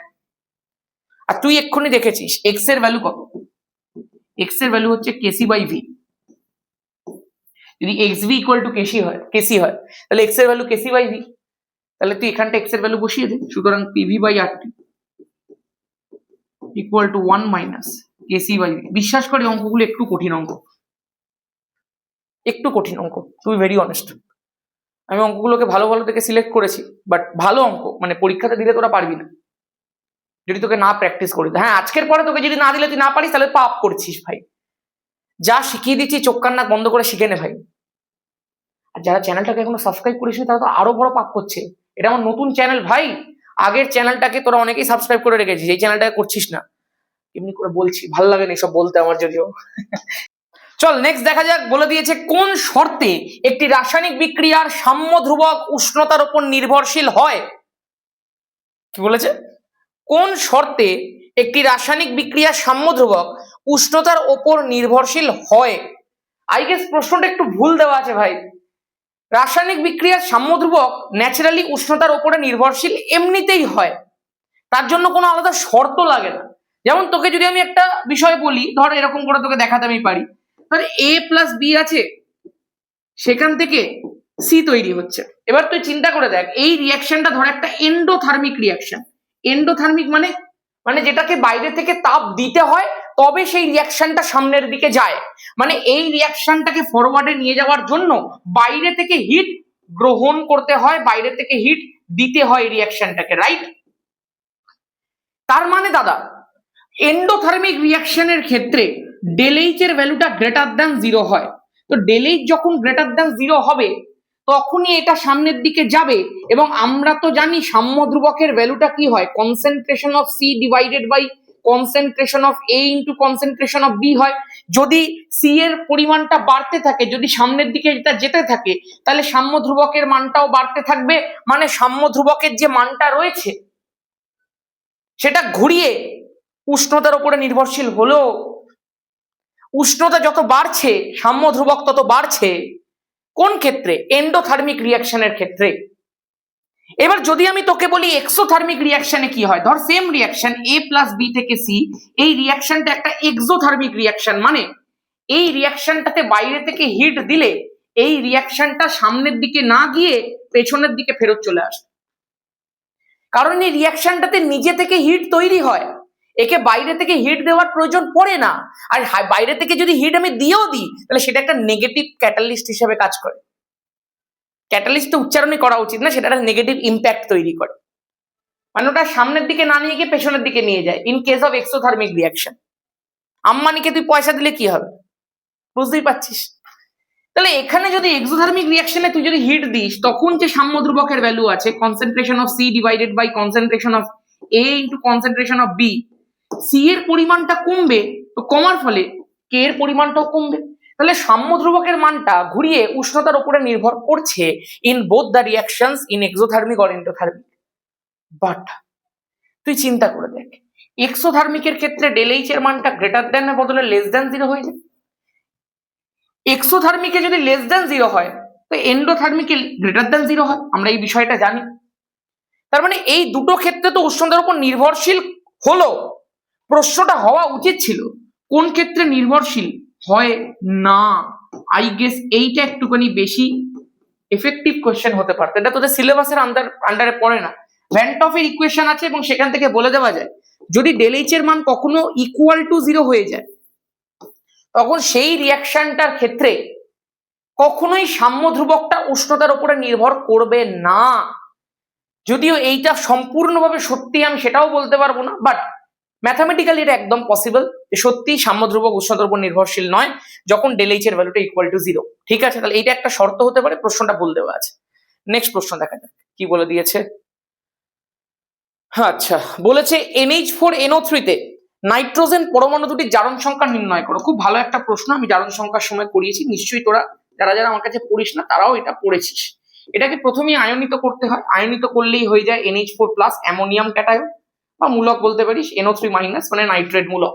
তাহলে আমাদেরকে সেপারেট ভাবে বার করতে হয়। NH4+ যেটা রয়েছে সেখানে যদি আমি নাইট্রোজেনের বার করতে চাই তাহলে X+, হাইড্রোজেন 1 আছে ইন্টু 4 মানে হয়ে গেল +4 ইকুয়াল টু হয়ে গেল +1। তাহলে এখানে নাইট্রোজেন কত হয়ে যাবে বল, এখানে -4 তাহলে হয়ে গেল -3। তার মানে এটার মধ্যে নাইট্রোজেন -3। এবার কি আছে বল, NO3-। NO3- এর ক্ষেত্রে X+ -2 ইন্টু 3 তাহলে হয়ে গেল -6 ইকুয়াল টু হয়ে গেল -1। তাহলে X এর ভ্যালু কত হয়ে গেল বল, -6 এর দিকে গেলে +6 -1 হয়ে গেল +5। আশা করতে পারি ক্লিয়ার আছে, দুটো নাইট্রোজেনের আমি বার করে নিলাম। নেক্সট আমাকে দেখ দিয়ে দিয়েছে জারণ সংখ্যা পদ্ধতিতে সমতা বিধান। একটা দেখবি সমতা বিধানের আমি একটা সেপারেট ভিডিও করে দিয়েছি, জারণ সংখ্যা পদ্ধতিও শেখানো আছে, আয়ন ইলেকট্রন পদ্ধতিও শেখানো আছে। একবার দেখবো রেকর্ডটা পারফেক্ট হচ্ছে তো। রেকর্ডটা না হলে ভাই আমার চাপের ব্যাপার। একদম পারফেক্ট রেকর্ড হচ্ছে। এখানে দেখতে পাচ্ছি আমি KMnO4 আছে, H2O2 আছে। H2O2 মানে তোকে অক্সিজেন ধরতে হবে, পারঅক্সাইডে অক্সিজেন -1 হয় তোরা জানিস। সালফিউরিক অ্যাসিড আছে H2SO4, সেখান থেকে K2SO4 আছে প্লাস MnSO4 আছে প্লাস O2 আছে প্লাস H2O আছে। এই হচ্ছে তোর গোটা রিয়াকশন। আমি দেখতে পাচ্ছি আমাকে হাইড্রোজেন অক্সিজেন বাদ দিয়ে মোটামুটি আর বাকি যা আছে সেগুলোর দিকে একটু আগে তাকাতে হবে। বাট যেখানেই আমি তোকে বলেছি যদি সেখানে তুই পারঅক্সাইড বা সুপার অক্সাইড দেখতে পাস তাহলে তুই মাথায় রাখবি একটা তোকে অক্সিজেন দিয়ে দেবেই, তোকে একটা ফ্যাক্টর অক্সিজেন ধরতেই হবে, হয় জারণে না হয় বিজারণে। বেশিরভাগ ক্ষেত্রেই সেটা জারণের ক্ষেত্রে হয়। দেখা যাক এখানে কি আছে, KMnO4। তুই ম্যাঙ্গানিজেরটা ধর আগে। ম্যাঙ্গানিজের জারণ সংখ্যা কত বল, অক্সিজেন 4টে আছে, তাহলে -2 ইন্টু 4 -8 +1 তাহলে -7 এদিকে গেলে +7 তাহলে ম্যাঙ্গানিজ হয়ে গেল +7। খুব ভালো, তাহলে আমি একটার মধ্যে দেখবো অবশ্যই ম্যাঙ্গানিজ থাকবে, ম্যাঙ্গানিজ আছে যখন। ম্যাঙ্গানিজ +7 থেকে কত হচ্ছে, ম্যাঙ্গানিজ SO4 আছে এখানে MnSO4, তো SO4 এর -2 এদিকে গেলে +2 তাহলে ম্যাঙ্গানিজ হয়ে গেল +2। এইটা একটা দেখতে পাচ্ছি, আরেকটা আমি H2O2 কে দেখবো অক্সিজেন কত আছে, হাইড্রোজেন +1 × 2 +2, এদিকে গেলে -2, তাহলে 2x = -2, x এর ভ্যালু -1, তাহলে অক্সিজেন -1 থেকে, তোরা জানিস নিশ্চয়ই পার অক্সাইডে -1 আর সুপার অক্সাইডে কত হয় নিচে কমেন্ট করে জানা। সেখান থেকে কি হচ্ছে বল, এই যে O2 দেখতে পাচ্ছি, O2 মানে প্রত্যেকটা অক্সিজেন 0, তাহলে অক্সিজেন হচ্ছে 0। খেয়াল করে দেখ, এখানে আমি দেখতে পাচ্ছি জারণ সংখ্যার কি ঘটছে, হ্রাস ঘটছে, তাহলে আমি লিখবো জারণ সংখ্যার হ্রাস 5 ইউনিট। এখানে আমি লিখবো জারণ সংখ্যার বৃদ্ধি 1 ইউনিট। যেখানে জারণ সংখ্যাটা হ্রাস পাচ্ছে তার মানে সেটা হচ্ছে বিজারণ অর্ধবিক্রিয়া, যেখানে জারণ সংখ্যা বৃদ্ধি পাচ্ছে তার মানে সেটা হচ্ছে জারণ অর্ধবিক্রিয়া। একদম ক্লিয়ার। এবার জারণ সংখ্যার হ্রাস বৃদ্ধিটাকে আমাকে কি করতে হবে বল, সমান করতে হবে। তো সমান করতে হলে এই যে প্রথম ইকুয়েশনটা রয়েছে এটাকে আমাকে 1 দিয়ে গুণ করতে হবে, সেকেন্ডটাকে আমাকে 5 দিয়ে গুণ করতে হবে, কারণ এখানে দেখ বৃদ্ধির পরিমাণটা 1 আছে, তো 5 দিয়ে গুণ করলে 5 হয়ে যাবে। এখানে হ্রাসের পরিমাণটা 5 আছে, ওই জন্য 1 দিয়ে গুণ করলে 5ই থাকবে। তো এটাও 5 এটাও 5 সমান হয়ে যাবে। আমি তোকে কি শিখিয়েছিলাম বল, তোকে তো এটা লিখতে হবে যে এইটাকে এটাকে এই অনুপাতে মিশ্রিত করতে হবে। লেখা আমি আর দেখাচ্ছি না, লেখা সবাই জানিস। আমি তোকে বলেছিলাম যখন দুখানা গুণই বিজোড় সংখ্যা দিয়ে হয়ে যাবে, খেয়াল করে দেখিস, আমি ভিডিওটাতেও বলেছিলাম, আর যারা আমাদের ব্যাচের মধ্যে আছিস তারা তো এগুলো জানিসই, যখন দুটোই বিজোড় সংখ্যা হয়ে যায় তখন একটা করে 2 গুণ করে নিতে বলেছি আমি সব সময়। এই ট্রিকটা কিন্তু আমি সব সময় শিখিয়ে দিই, 2 দিয়ে একটা গুণ করে নে। এবার দেখ Mn7+ যেখানে রয়েছে সেটাকে তুই 2 দিয়ে গুণ কর, মানে এইটা মানে 2KMnO4 হয়ে গেল, তো 2KMnO4 ওকে, প্লাস যেখানে অক্সিজেন -1 আছে সেই পুরোটাকে 2 দিয়ে গুণ করো। 2 দিয়ে বলতে গেলে এখানে 5 × 2 10 দিয়ে গুণ করো, এগুলো ভুলে যেতে পারে কিন্তু 10 দিয়ে গুণ করো। এর মানেটা কি, এর মানে হচ্ছে ব্লাইন্ডলি করবি না কিন্তু কেউ, তার মানে অক্সিজেন -1 কে তোকে 10টা করতে হবে, তোকে 10টা অক্সিজেন -1 পরমাণু তৈরি করতে হবে, রাইট। তুই এখানে দেখতে পাচ্ছিস এখানে নিচে অলরেডি 2 দেওয়া রয়েছে, তাহলে আমাকে কি সামনে আর 10 বসাতে হবে? একদম না, আমাকে সামনে 5 বসাতে হবে, তাহলেই অক্সিজেন -1 5 × 2 10 হয়ে যাবে। একদম ক্লিয়ার।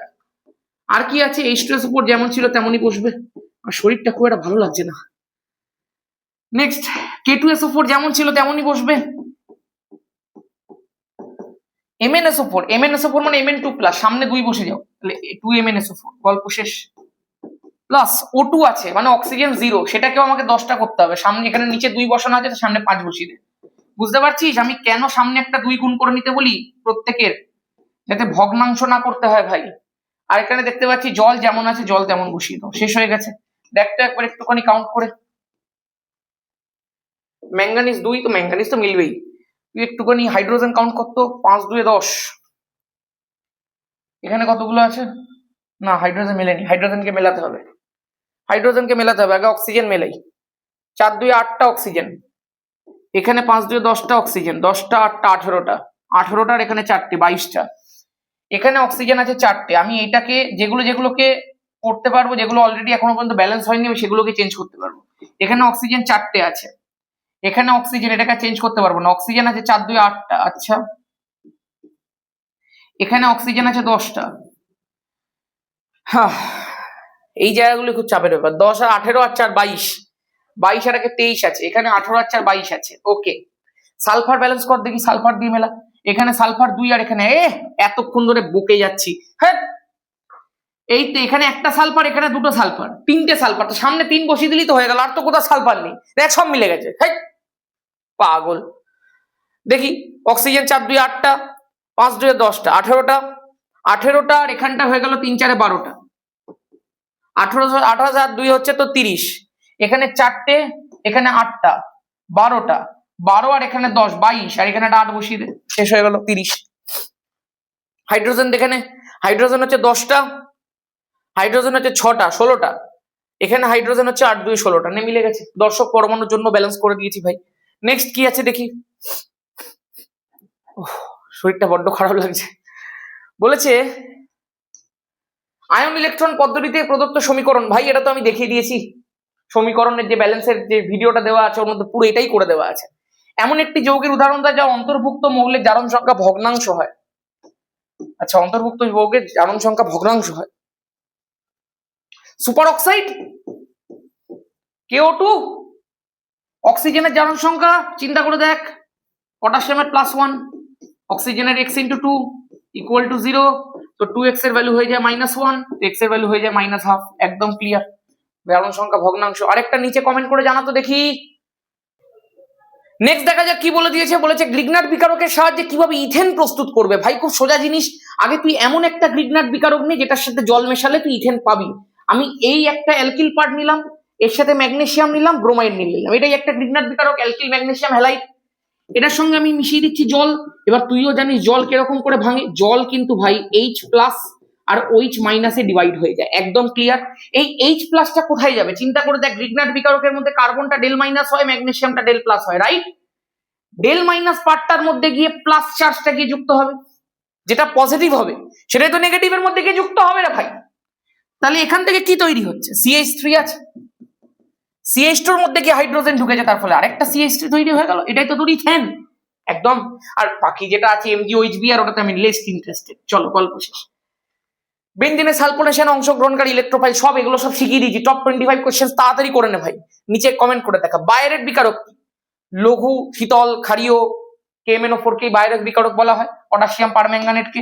ওই বায়োরেট বিকারক দিয়ে কি রিয়াকশন হয় ভাই, তুই যে কোনো জায়গায় ধর ডাবল বন্ড রয়েছে, তুই যদি এইটাকে বায়োরেট বিকারক দিয়ে ট্রিট করে দিস, তখন দেখতে পাবি এই পাই বন্ডটা ব্রেক করবে। এখানে তো কি রয়েছে, এখানে ডাবল বন্ড রয়েছে, মানে তোদেরকে অনেকবার শিখিয়েছি একটা সিগমা আছে একটা পাই আছে, তো পাইটা যখন ব্রেক করে তো সেখান থেকে দুটো সিগমা বন্ড তৈরি হয়। তাহলে CH2 ডাবল বন্ডের বদলে আমি সিঙ্গেল বন্ড বসিয়ে দিই, আর যে দুখানা নতুন সিগমা বন্ড তৈরি হবে সেই নতুন নতুন দুটো সিগমা বন্ড দুটো কার্বনের মধ্যে হবে। তো ওই দুটো নতুন সিগমা বন্ডের মধ্যে কে বসবে বল? KMnO4 যখন দেওয়া থাকবে দুখানা OH বসে। এটাই হচ্ছে পুরো রিয়াকশন বায়োরেট বিকারক দিয়ে। এবং এই রিয়াকশনটার ফলে পটাশিয়াম পারম্যাঙ্গানেটের যে একটা পার্পেল কালার হয় সেটা বর্ণহীন হয়ে যায়, এবং এরকম ভাবেই আমরা শনাক্ত করতে পারি কোথায় অসম্পৃক্ততা রয়েছে। এবার আমাকে বলে দিয়েছে এ থেকে এফ পর্যন্ত শনাক্ত করতে, তুই দেখতে পাচ্ছি যা করিয়েছিলাম টপ 25 কোশ্চেন্সে পুরো ছেপে দিয়েছে, পুরো ছেপে দিয়েছে। এ আমি বুঝতে পারছি বেনজিন হবে, অ্যাসিটিলিনের মধ্যে কপার নল 600 মানেই বেনজিন। বেনজিনকে আমাকে দিয়ে দিতে বলেছে CH3 CH2 COCl, acyl chloride দিতে বলেছে ভাই। এখানে কি করব আমি দেখতে পাচ্ছি তো এই যে CH3 CH2 CO পার্টটা রয়েছে সেটাই তো ফ্রিডেল ক্রাফট অ্যাসাইলেশনের মাধ্যমে যাবে গিয়ে বেনজিনের মধ্যে ইলেকট্রোফিলিক সাবস্টিটিউশন করবে, তো সঙ্গে সঙ্গে কি হয়ে গেল বল, CO CH2 CH3, একদম পরিষ্কার। নেক্সট তোকে বলে দিয়েছে এটা কি জিঙ্ক অ্যামালগাম গাঢ় HCl দিয়ে দিতে, তো স্বাভাবিক ব্যাপার এটাও শিখিয়ে দিয়েছিলাম আমি, জিঙ্ক অ্যামালগাম গাঢ় HCl দিয়ে দিলে ক্লিমেনশন হবে, CO গ্রুপটা CH2 গ্রুপে কনভার্ট হয়ে যাবে, একদম পরিষ্কার। এই যে CO গ্রুপ রয়েছে এটাকেই আমি করে দেবো CH2 CH2 CH3, একদম পরিষ্কার। ওকে, তাহলে A B C আমার ডান। নেক্সট যেটা রয়েছে সেটা আমি আর দেখাবো না, এগুলো বহুবার তোদেরকে শিখিয়েছি যে কিরকম করে ট্রিপল বন্ডের মধ্যে জল যোজন বিক্রিয়া করতে হয়। টপ 25 কোয়েশ্চেন্স এর একদম ফার্স্ট কোয়েশ্চেনেই আমি এটা দেখিয়েছিলাম, এর দুখানা টাইপ দেখিয়েছিলাম, নিশ্চয়ই তোদের মনে আছে যে কিরকম ভাবে এই রিঅ্যাকশনস গুলো করতে হয়। আমি এখানে জাস্ট একটা ওভারভিউ দিয়ে দিচ্ছি, গিয়ে ওই ভিডিওটা থেকে অবশ্যই দেখবি। কিন্তু এই যে C ট্রিপল বন্ড CH আছে, প্রথমে একটা পাই বন্ড ভাঙে, যখনই পাই বন্ডটা ভাঙলো CH3 C plus double bond CH- হয়। যারা যারা এখনো প্রশ্ন করবি দাদা এখানে কেন প্লাস হলো, তারা আর পড়াশোনা করছিস না, তাদের আর পড়াশোনা করেও লাভ নেই। যারা যারা যারা এত সুযোগ সুবিধা পাচ্ছিস তা সত্ত্বেও পড়াশোনা করছিস না, আমার মনে হয় তোদের পড়াশোনা করে লাভ নেই, একদম বাস্তব কথা ভাই। মানে বেকার এত এত সুযোগ সুবিধা পেয়ে যারা পড়াশোনা করে না, সে পরে গিয়ে জীবনে এমনিও কিছু করতে পারবে না। সেই কারণে হয় তুই পড়াশোনা শুরু কর, নাহলে তুই অন্য রাস্তা দেখে নে, একদম পরিষ্কার কথা। আমি তোকে ললিপপ ধরাবো না, হ্যাঁ তুমি পারবে, তুমি ম্যারাথন দেখবে, দেখে তুমি আবার স্কোর করবে, উই ক্যান স্ট্যান্ড ব্যাক। আরে তুই স্ট্যান্ড ব্যাক তখনই করবি যখন তোর মানসিকতা স্ট্যান্ড ব্যাক করার হবে। যার 5 দিন 6 দিন পরে পরীক্ষা, যে 6-7 ঘন্টা করে মোবাইল ঘাঁটছে, যে জানে আমার এগুলো বাকি তাও সে পড়ছে না, তার মানসিকতাই নেই পড়াশোনার করা, সে কি করে স্ট্যান্ড ব্যাক করে? এবার তুই এটাকে মোটিভেশন ভাবে নে, তুই এটাকে বেজ্জাতি নে, তুই যেরকম ভাবি নে, এটা বাস্তব। এখানটায় পজিটিভ চার্জ হয়েছে কিসের জন্য? বিকজ এখানটাতে যদি পজিটিভ চার্জ হয় সেটা CH3 গ্রুপের প্লাস আই বা হাইপার কনজুগেশন এফেক্টের মাধ্যমে স্টেবিলিটি পাবে। যদি এখানে নেগেটিভ চার্জ হতো তাহলে সেইটাকে CH3 গ্রুপের প্লাস আই এফেক্ট আনস্টেবল করে দিত। একদম ক্লিয়ার? এবার যখন আমরা এখানে জল দেব, জলের মধ্যে থাকে H প্লাস, তো H প্লাস গিয়ে এখানে যুক্ত হবে। জলের মধ্যে থাকে OH মাইনাস, তো OH মাইনাস গিয়ে এখানে যুক্ত হবে। তাহলে আলটিমেটলি এখান থেকে আমরা কি পাচ্ছি বল? CH3, C এখানটায় OH, ডাবল বন্ড CH2 হয়ে যাচ্ছে। এবার আমরা কি জানি? আমরা জানি অক্সিজেনের মধ্যে থাকে লোন পেয়ার, আর লোন পেয়ার পুশব্যাক করবে, এটা এখানটায় খুলবে, এই হাইড্রোজেনটা গিয়ে এখানে যুক্ত হয়ে যাবে, আর এখানটায় কার্বন অক্সিজেনের মধ্যে ডাবল বন্ড চলে আসবে। তাহলে CH3 এই পুরো মেকানিজম ওখানে শেখানো আছে, সবাই গিয়ে ওই ভিডিওটা ভালো করে দেখে নেবে, প্রত্যেকটা কোয়েশ্চেন তোমার রেডি হয়ে যাবে। আশা করতে পারি ক্লিয়ার। এটাই তোমার ই হয়েছে, ই মানেই তোমার অ্যাসিটোন। ঠিক আছে, এইটা একটা ভালো কোয়েশ্চেন ভাই, এইটা একটা মারাত্মক ভালো কোয়েশ্চেন, মারাত্মক ভালো কোয়েশ্চেন। তোকে বলেছে ডি রয়েছে, সেই ডি এর ওজোনোলিসিস করলে তুই এই একটা কম্পাউন্ড পাচ্ছিস। মনে রাখ খুব ভালো করে, ওজোনোলিসিস করে যদি কার্বন কার্বনের মধ্যে বন্ড পাস, কি বললাম? ওজোনোলিসিস করে যদি কার্বন কার্বনের মধ্যে বন্ড পাস, তার মানে সেই পদার্থটা যেটার ওজোনোলিসিস করা হয়েছে সেটা অ্যালকাইন ছিল। অ্যালকাইন থাকলে তবেই তুই কার্বন কার্বন বন্ডটা দেখতে পাবি। এবার বল অ্যালকাইনটায় কতগুলো কার্বন ছিল? 4টে কার্বন ছিল। তাহলে CH3 আমি এরকম ভাবে লিখি, অ্যালকাইন 4টে কার্বন ছিল, অ্যালকাইন ছিল, তাহলে অবশ্যই এরকম ভাবে আমি দিয়ে দিই, কারণ বুঝতেই পারছিস কার্বন কার্বন বন্ডটা এই দুটোর মাঝখানে আছে। এইবার তুই বাকি সব হাইড্রোজেন দিয়ে জুড়ে দে দেখি। CH3 এখানটায় আর কিছু হবে না, এখানেও আর কিছু হবে না, এখানটাতে CH3। এটা কি হতে পারে? প্রথমে এটা চেক করব, এটা কি হতে পারে দেখবো একবার, হতে পারে কিনা দেখবো। ওজোনাইড রাখবো, এই কার্বনটাই এইটা শিখিয়েছিলাম আগের বারে, এই কার্বনটাই এইটা, এই কার্বনে একটা CH3, এই কার্বনেও একটা CH3, নিচে ওজোনাইডের বাকি দুটো অক্সিজেন ফিল আপ করে নেবো। এবার আমি দেখবো 3টে কাট লাগিয়ে, এই একটা কাট, এই একটা কাট, এই একটা কাট, এই যে পুরো কম্পাউন্ডটা আমি পেলাম, এই কম্পাউন্ডটাই কি এইটা? একবার খেয়াল করে দেখতো, CH3 C, CH3 C, আচ্ছা এটা তো ডাবল বন্ড হয়ে যায়। আমি বললাম হ্যাঁ, single bond C, C double bond ও CH3, একদম দাদা এটাই তো, এইটা এই কম্পাউন্ডটাই তো, এই কম্পাউন্ডটা CH3 C ডাবল বন্ড ও single bond C, CH3 C double bond, একদম। তার মানে দ্যাট কম্পাউন্ড ওয়াজ দিস। এই কম্পাউন্ডের নাম কি? নিচে কমেন্ট কর। নেক্সট, নেক্সট হচ্ছে আমার F। আমি দেখতে পাচ্ছি আমার এখানে ইথাইল বেনজিন দিয়ে দিয়েছে, বলেছে ক্ষারীয় KMnO4 দিয়ে ট্রিট করতে। ভাই ক্ষারীয় KMnO4 দিক বা যে কোনো ধরনের জারক দিক, তুই যখন ক্লাস 12 এ উঠবি তুই জানতে পারবি এগুলো সব জারক এজেন্ট। যখনই তোকে দিক, এটা K2Cr2O7 কনসেন্ট্রেটেড H2SO4 দিয়ে দিলেও একই রেজাল্ট হতো। যখনই দিয়ে দেবে এটা বেনজোইক অ্যাসিডে কনভার্ট হয়ে যাবে। এখানে যদি CH3 থাকতো তাতেও সেম পরিণামই হতো, বেনজোইক অ্যাসিড COOH কনভার্ট হয়ে গেল, তুই F পেয়ে গেলি। নেক্সট পদ্ধতি মানে নেক্সট কোশ্চেন একটু দেখা যাক। প্রত্যেকটা জিনিস একদম ঠিকঠাক রেকর্ড হচ্ছে, সবকিছু ঠিকঠাক আছে। নেক্সট আমি দেখবো একটি অ্যালকাইনের গঠন সংকেত লেখো যা অ্যামোনিয়া যুক্ত কিউপ্রাস ক্লোরাইড দ্রবণের সঙ্গে বিক্রিয়া লাল পদক্ষেপ তৈরি করে। খেয়াল করে দেখতো, তোরা আগের বারে সেটটা দেখলি, এই সেটটা দেখছিস, 25টা কোশ্চেন করিয়েছিলাম হাইড্রোকার্বন বেসিক অর্গানিক থেকে। দেখতে পাচ্ছিস বেশিরভাগ কোশ্চেন কমন। ভেবে চিন্তে সিলেক্ট করি ভাই আমি সেট আর কোশ্চেনও। অবশ্যই CH ট্রিপল বন্ড CH হয়ে যাবে, যেখানেই অ্যাক্টিভ হাইড্রোজেন সাইডে সাইডে থাকবে আমি বলেছিলাম সেটাই অ্যামোনিয়া যুক্ত কিউপ্রাস ক্লোরাইডের সঙ্গে লাল পদক্ষেপ দিয়ে দেবে। এটার ক্ষেত্রে তুই আরেকটাও বলতে পারতিস CH3 C triple bond CH, এটাও দেবে, অ্যাক্টিভ হাইড্রোজেন আছে। কিন্তু যদি ওদিকে একটা CH3 থাকতো তাহলে কিন্তু আর দিত না। ঠিক আছে, ইথাইল বেনজিন প্রস্তুতির জন্য কোন পদ্ধতিটি অধিক কার্যকরী দেখেছিস? এটাও আমি ছেপে দিয়েছিলাম। আমি কিন্তু বলেছিলাম যে এই যে প্রথম পদ্ধতিটা রয়েছে যেখানে শুধুমাত্র ফ্রিডেলক্রাফট অ্যালকাইলেশন করা হচ্ছে, সেই পদ্ধতিটা একেবারে সুইটেবল নয়। কারণ ফ্রিডেলক্রাফট অ্যালকাইলেশনে পলি অ্যালকাইলেশন হয়ে যাওয়ার ব্যাপার থাকে। যখনই কি অ্যালকাইল গ্রুপটা কানেক্ট হয়েছে, মানে তুই ধর এই যে যখনই বেনজিন রিং এর মধ্যে C2H5টা এসে কানেক্ট হয়ে গেছে, সঙ্গে সঙ্গে C2H5টা তার প্লাস আই এফেক্ট আর হাইপার কনজুগেশনের মাধ্যমে বেনজিন রিং এর ইলেকট্রন ডেনসিটিকে বাড়িয়ে দিচ্ছে, ফলে আরো ইলেকট্রোফাইল এসে বেনজিন রিং এর মধ্যে অ্যাটাচ হয়ে যাওয়ার চেষ্টা করছে। তার ফলে এইটা মনো অ্যালকাইলেশনে সীমাবদ্ধ না থেকে অনেকগুলো ইলেকট্রোফাইল এসে পলি অ্যালকাইলেশন করে ফেলতে পারে। ওই জন্য প্রোডাক্টের যে নিজস্বতা সেটা নষ্ট হয়ে যায়। বিভিন্ন ধরনের প্রোডাক্ট দেখা যেতে পারে, অনেকগুলো ইলেকট্রোফাইল এসে যুক্ত হয়ে যেতে পারে, ফলে এইটা কোনোদিন ভালো উপায় নয়। ফ্রিডেল ক্রাফট অ্যাসাইলেশন আগে করে নাও, তারপরে তার মধ্যে ক্লিমেনশন করে এটার মধ্যে যাও। This is good process. Top 25 কোয়েশ্চেনে এটাও দেখিয়েছিলাম। টপ 25 কোয়েশ্চেন থেকে দেখতো পুরো ছেপে দিয়েছে কিনা, পুরো ছেপে দিয়েছে কিনা দেখতো, পুরো ছেপে দিয়েছে। এইটাই আমি করিয়েছিলাম ওখানে, পুরোটা সেম, পুরোটা সেম। চল, এগুলো কিন্তু সব তোরা ওই কোয়েশ্চেন গুলো থেকে দেখছিস। আমি যদি একটুখানি তোকে ওভারভিউ দিয়ে দিই, এই যে এ যেটা রয়েছে এটা হচ্ছে তোর অ্যাসিটিলিন, অবশ্যই এজি চূর্ণ আছে, কি মেকানিজম কিভাবে হয় সব আমি দেখিয়ে দিয়েছিলাম। সিএইচ ট্রিপল বন্ড সিএইচ, আমার মনে হয় একই জিনিস বারবার দেখিয়ে খুব একটা লাভ হয় না। এইটাকে আমি শিখিয়েছিলাম যে এটা কেন কিভাবে হয়, দুটো থাকলে কি হবে, একটা থাকলে কি হবে, আমি সব দেখিয়ে দিয়েছিলাম। তো এখানে যেটা আমি দেখতে পাচ্ছি এখানে একটাই রয়েছে, তো একটা থাকলে কি হবে, একটাই হাইড্রোজেনের পরিবর্তে সিএইচটি ঢুকবে, তার ফলে তোর আলটিমেটলি যেটা তোর এর পরে যেটা তো সি হবে সেখানে হয়ে যাবে তো CH3 C triple bond CH, কারণ একটাই দিয়েছে তো একটার ক্ষেত্রেই হবে, হয়েছে।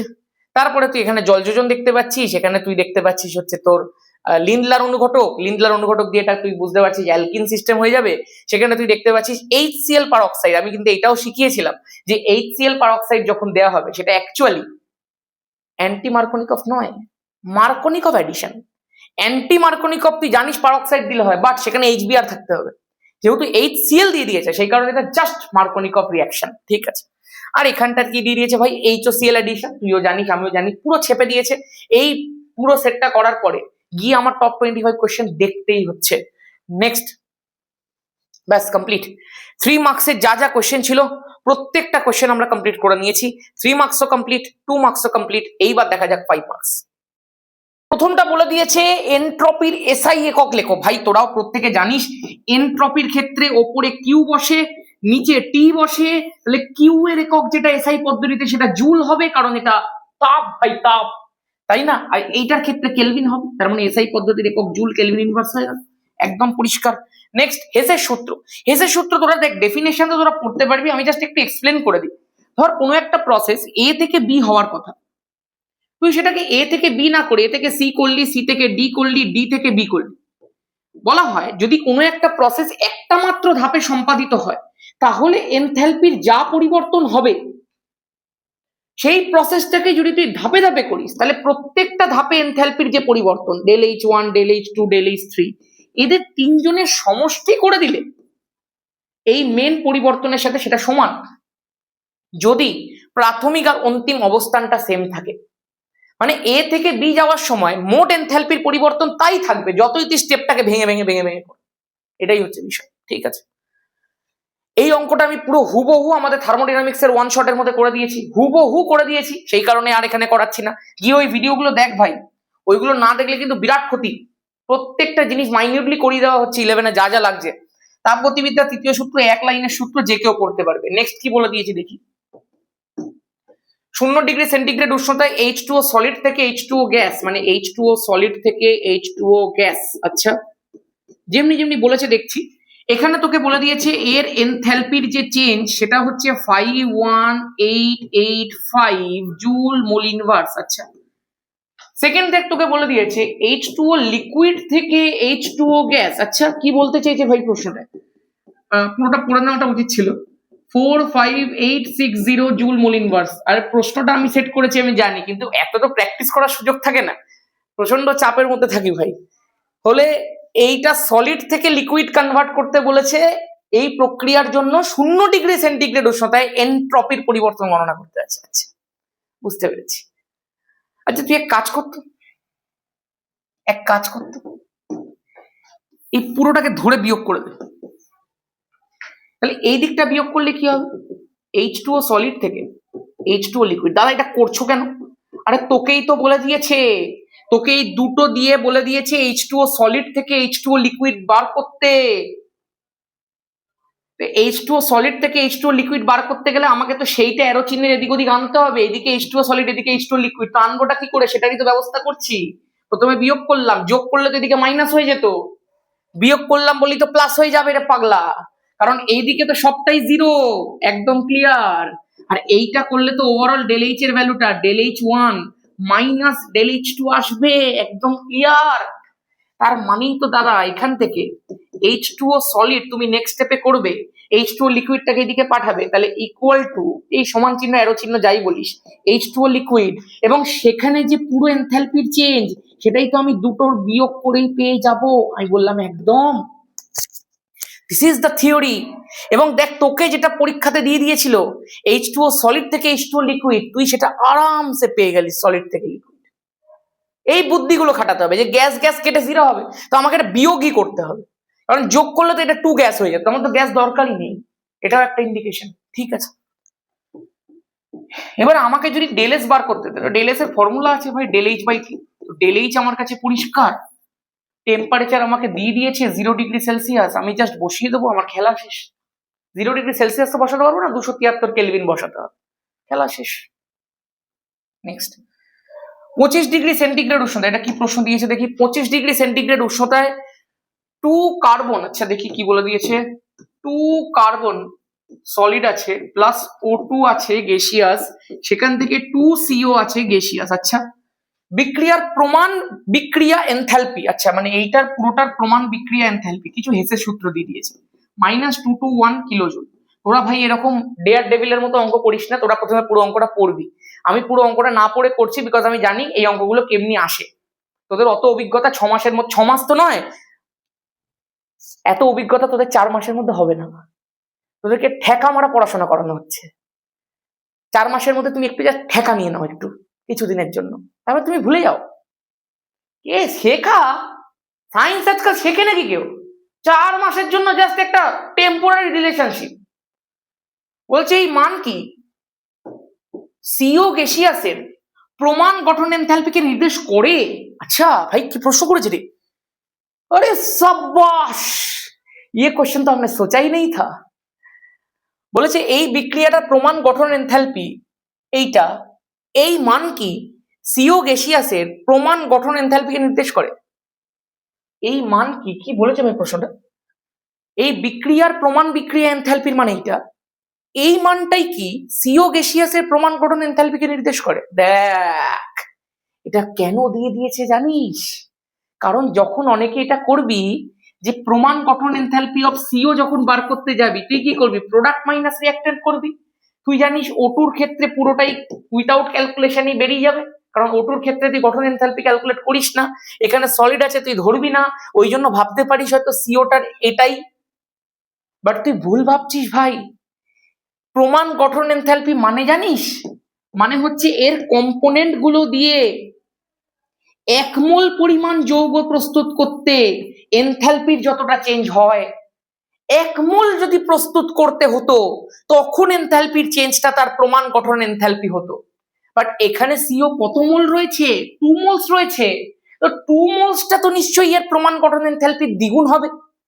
তার মানে এইটা যেটা অ্যাকচুয়ালি দেওয়া, এই কাছের গুলো তো কিচ্ছু ক্যালকুলেটই করা যাবে না ভাই, এটা O2 রয়েছে, তো O2 দেখিসনি ওয়ান শট, তাই না, এটা তো সলিড আছে, দুটো তো ক্যালকুলেশনের মধ্যেই আসবে না, তাই তো ব্যাপার, জিরো হয়ে যাবে তো।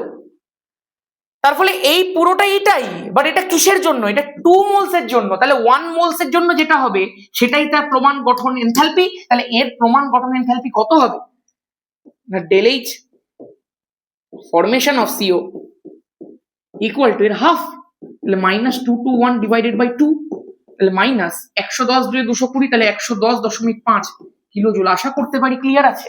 প্রমাণ গঠন এনথালপি মানে 1 মোল তৈরি করার জন্য এনথালপির চেঞ্জ, 1 মোল যৌগ তৈরি করতে হবে, 2 মোলস আছে, 2 মোলস এর জন্য এতটা হলে 1 মোলস এর জন্য হাফ হবে, গল্প শেষ, এটাই বলেছে আর কিচ্ছু না। নেক্সট,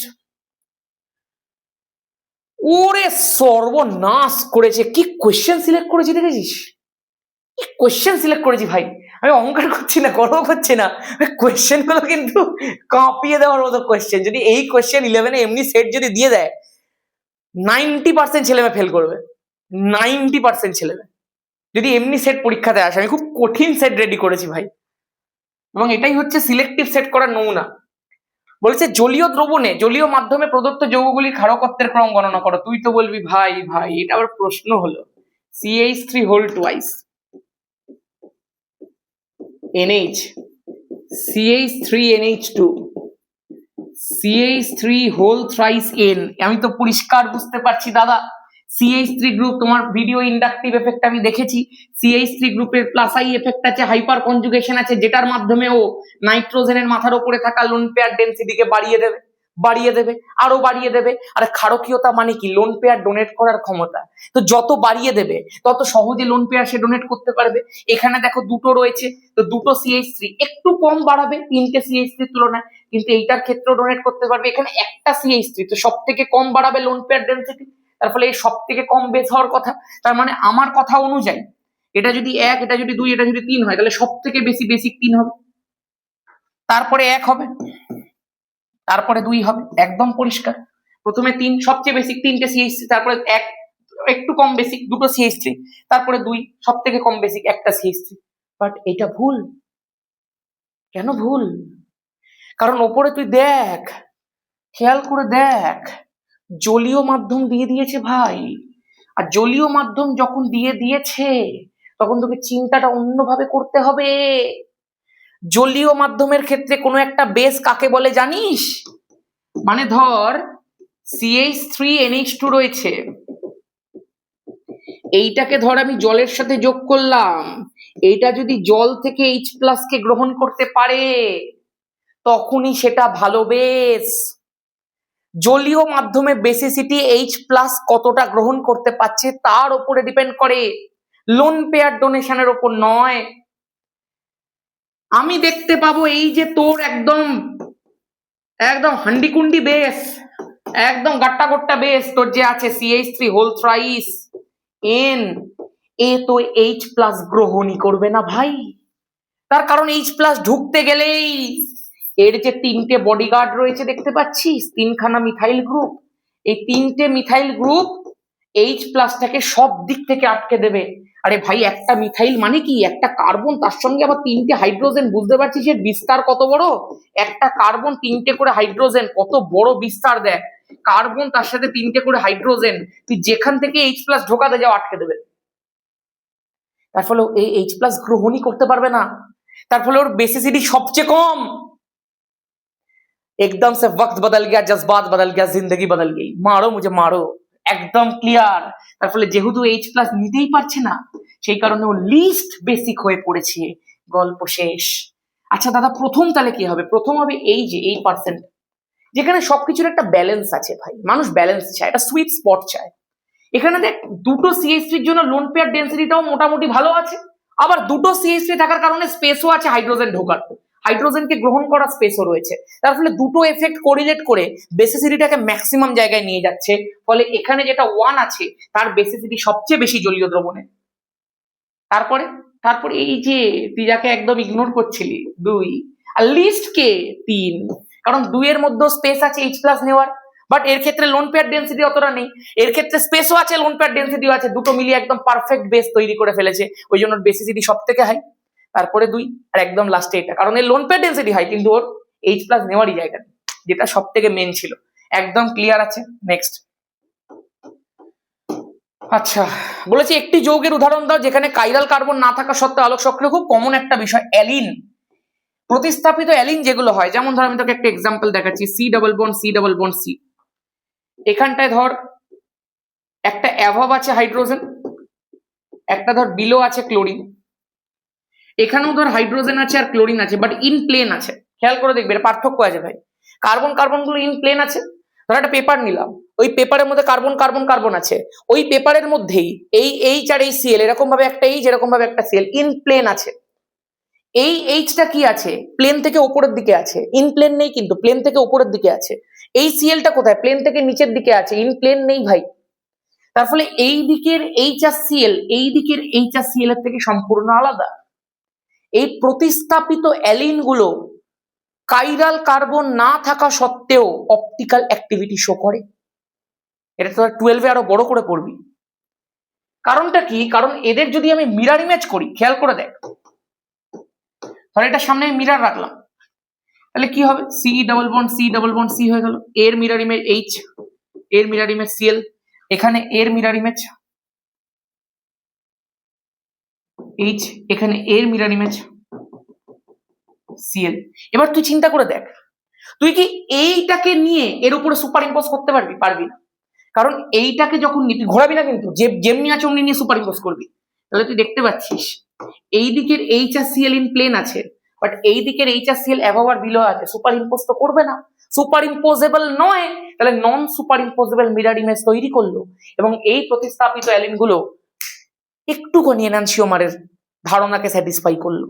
সেই জন্য এই প্রতিস্থাপিত অ্যালিনগুলো, এই অ্যালিনগুলোর ক্ষেত্রে একটা এমন একটা প্লেন যায় যেটা তাদেরকে দুটো সেম পার্টে ডিভাইড করতে পারে না, সেই জন্যই এরা অপটিক্যালি অ্যাক্টিভ হয় উইথাউট কাইরাল সেন্টার। খুব ইম্পর্টেন্ট একটা কনসেপ্ট, ভালো করে মনে রাখবি, ঠিক আছে?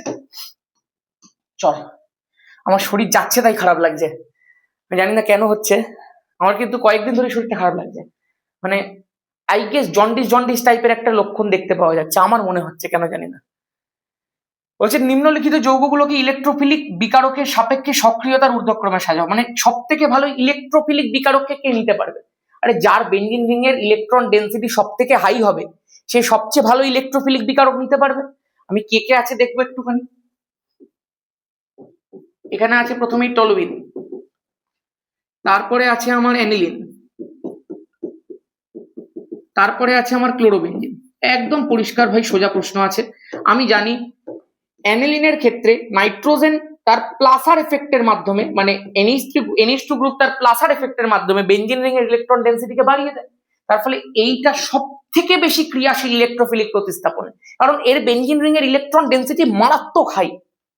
এটার ক্ষেত্রে কি ইলেকট্রন দেবে, বাট কোন এফেক্টের মাধ্যমে দেবে সেটা ম্যাটার করছে। এফেক্টটা হচ্ছে প্লাসাই এফেক্ট আর হাইপার কনজুগেশন, যেটা প্লাসার এফেক্টের মতো অতটা বেশি তো পোটেনশিয়াল নেই তার মধ্যে। তার ফলে এইটার ক্ষেত্রে বেঞ্জিন রিং এর ইলেকট্রন ডেন্সিটি বাড়বে, বাট এইটার মতো বাড়বে না। সেই জন্য এটা সবসময় 1 নম্বরে থাকবে, এটা 2 নম্বরে থাকবে। এখানে কি হবে, এখানে ভাই আছে minus I effect. Minus I এফেক্টের জন্য বেঞ্জিন রিং থেকে ইলেকট্রন ডেন্সিটিকে টেনে নেবে, সেই জন্য ইলেকট্রোফাইল আর বেঞ্জিনের দিকে ঘেঁচতেই চাইবে না। ইলেকট্রোফাইল দেখবে তো বেঞ্জিন থেকে ইলেকট্রন ডেন্সিটি বেরিয়ে গেছে, আমি আর যাবো কি করতে, আমার তো ইলেকট্রনের দরকার ছিল, ওর কাছে তো ইলেকট্রন নেই। বুঝতে পেরেছো? সেই কারণে এটা 3 হবে, একদম ক্লিয়ার।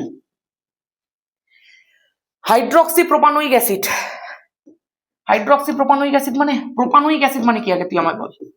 CH3, এভাবে লিখি CH3 CH2 C+H, এইটাই তো প্রোপানোয়িক অ্যাসিড, 3টে কার্বন যুক্ত অ্যাসিড। আমি যদি এর একটা হাইড্রোজেনকে সরিয়ে দিই, হাইড্রক্সি গ্রুপ যদি তার পরিবর্তে নিয়ে চলে আসি, হাইড্রক্সি গ্রুপ মানে কি, মানে হচ্ছে OH গ্রুপ, তাহলে এটাই হয়ে গেল হাইড্রক্সি প্রোপানোয়িক অ্যাসিড। অনেকে বলে 2 হাইড্রক্সি প্রোপানোয়িক অ্যাসিড। এটার নাম, এটার অ্যাকচুয়াল নামটা নিচে কমেন্ট করে জানাতো, এর অ্যাকচুয়াল নামটা কি। এই যৌগটা কি আলোক সক্রিয়? অবশ্যই আলোক সক্রিয়, কারণ এটার মধ্যে কাইরাল কার্বন রয়েছে, ঠিক আছে। 4টে দেখ ডিফারেন্ট কম্পোনেন্ট যুক্ত আছে কার্বনের সাথে, তার ফলে এটা আলোক সক্রিয়। ফেনল আম্লিক ইথানল প্রশম আগের দিনের সেটের মধ্যে ছিল, টারশিয়ারি বিউটাইল আগের দিনের সেটের মধ্যে ছিল। দুটো কোশ্চেনই আগের সেটটার মধ্যে ছিল, 5 নম্বরে দুটো কোশ্চেনই থাকে তোদের। এই কোশ্চেনটাও পুরো ডান হয়ে গেল, এই কোশ্চেনটাও পুরো ডান হয়ে গেল। তুই চিন্তা করিস, অ্যাকচুয়ালি দুটো কোশ্চেন করানো হচ্ছে না, কিন্তু 4টে কোশ্চেন করানো হচ্ছে। দেখ এখানে দুটো, এখানে দুটো, তোদের কিন্তু লিখতে হবে দুটোই, বাট আমি তোকে করাচ্ছি 4টে।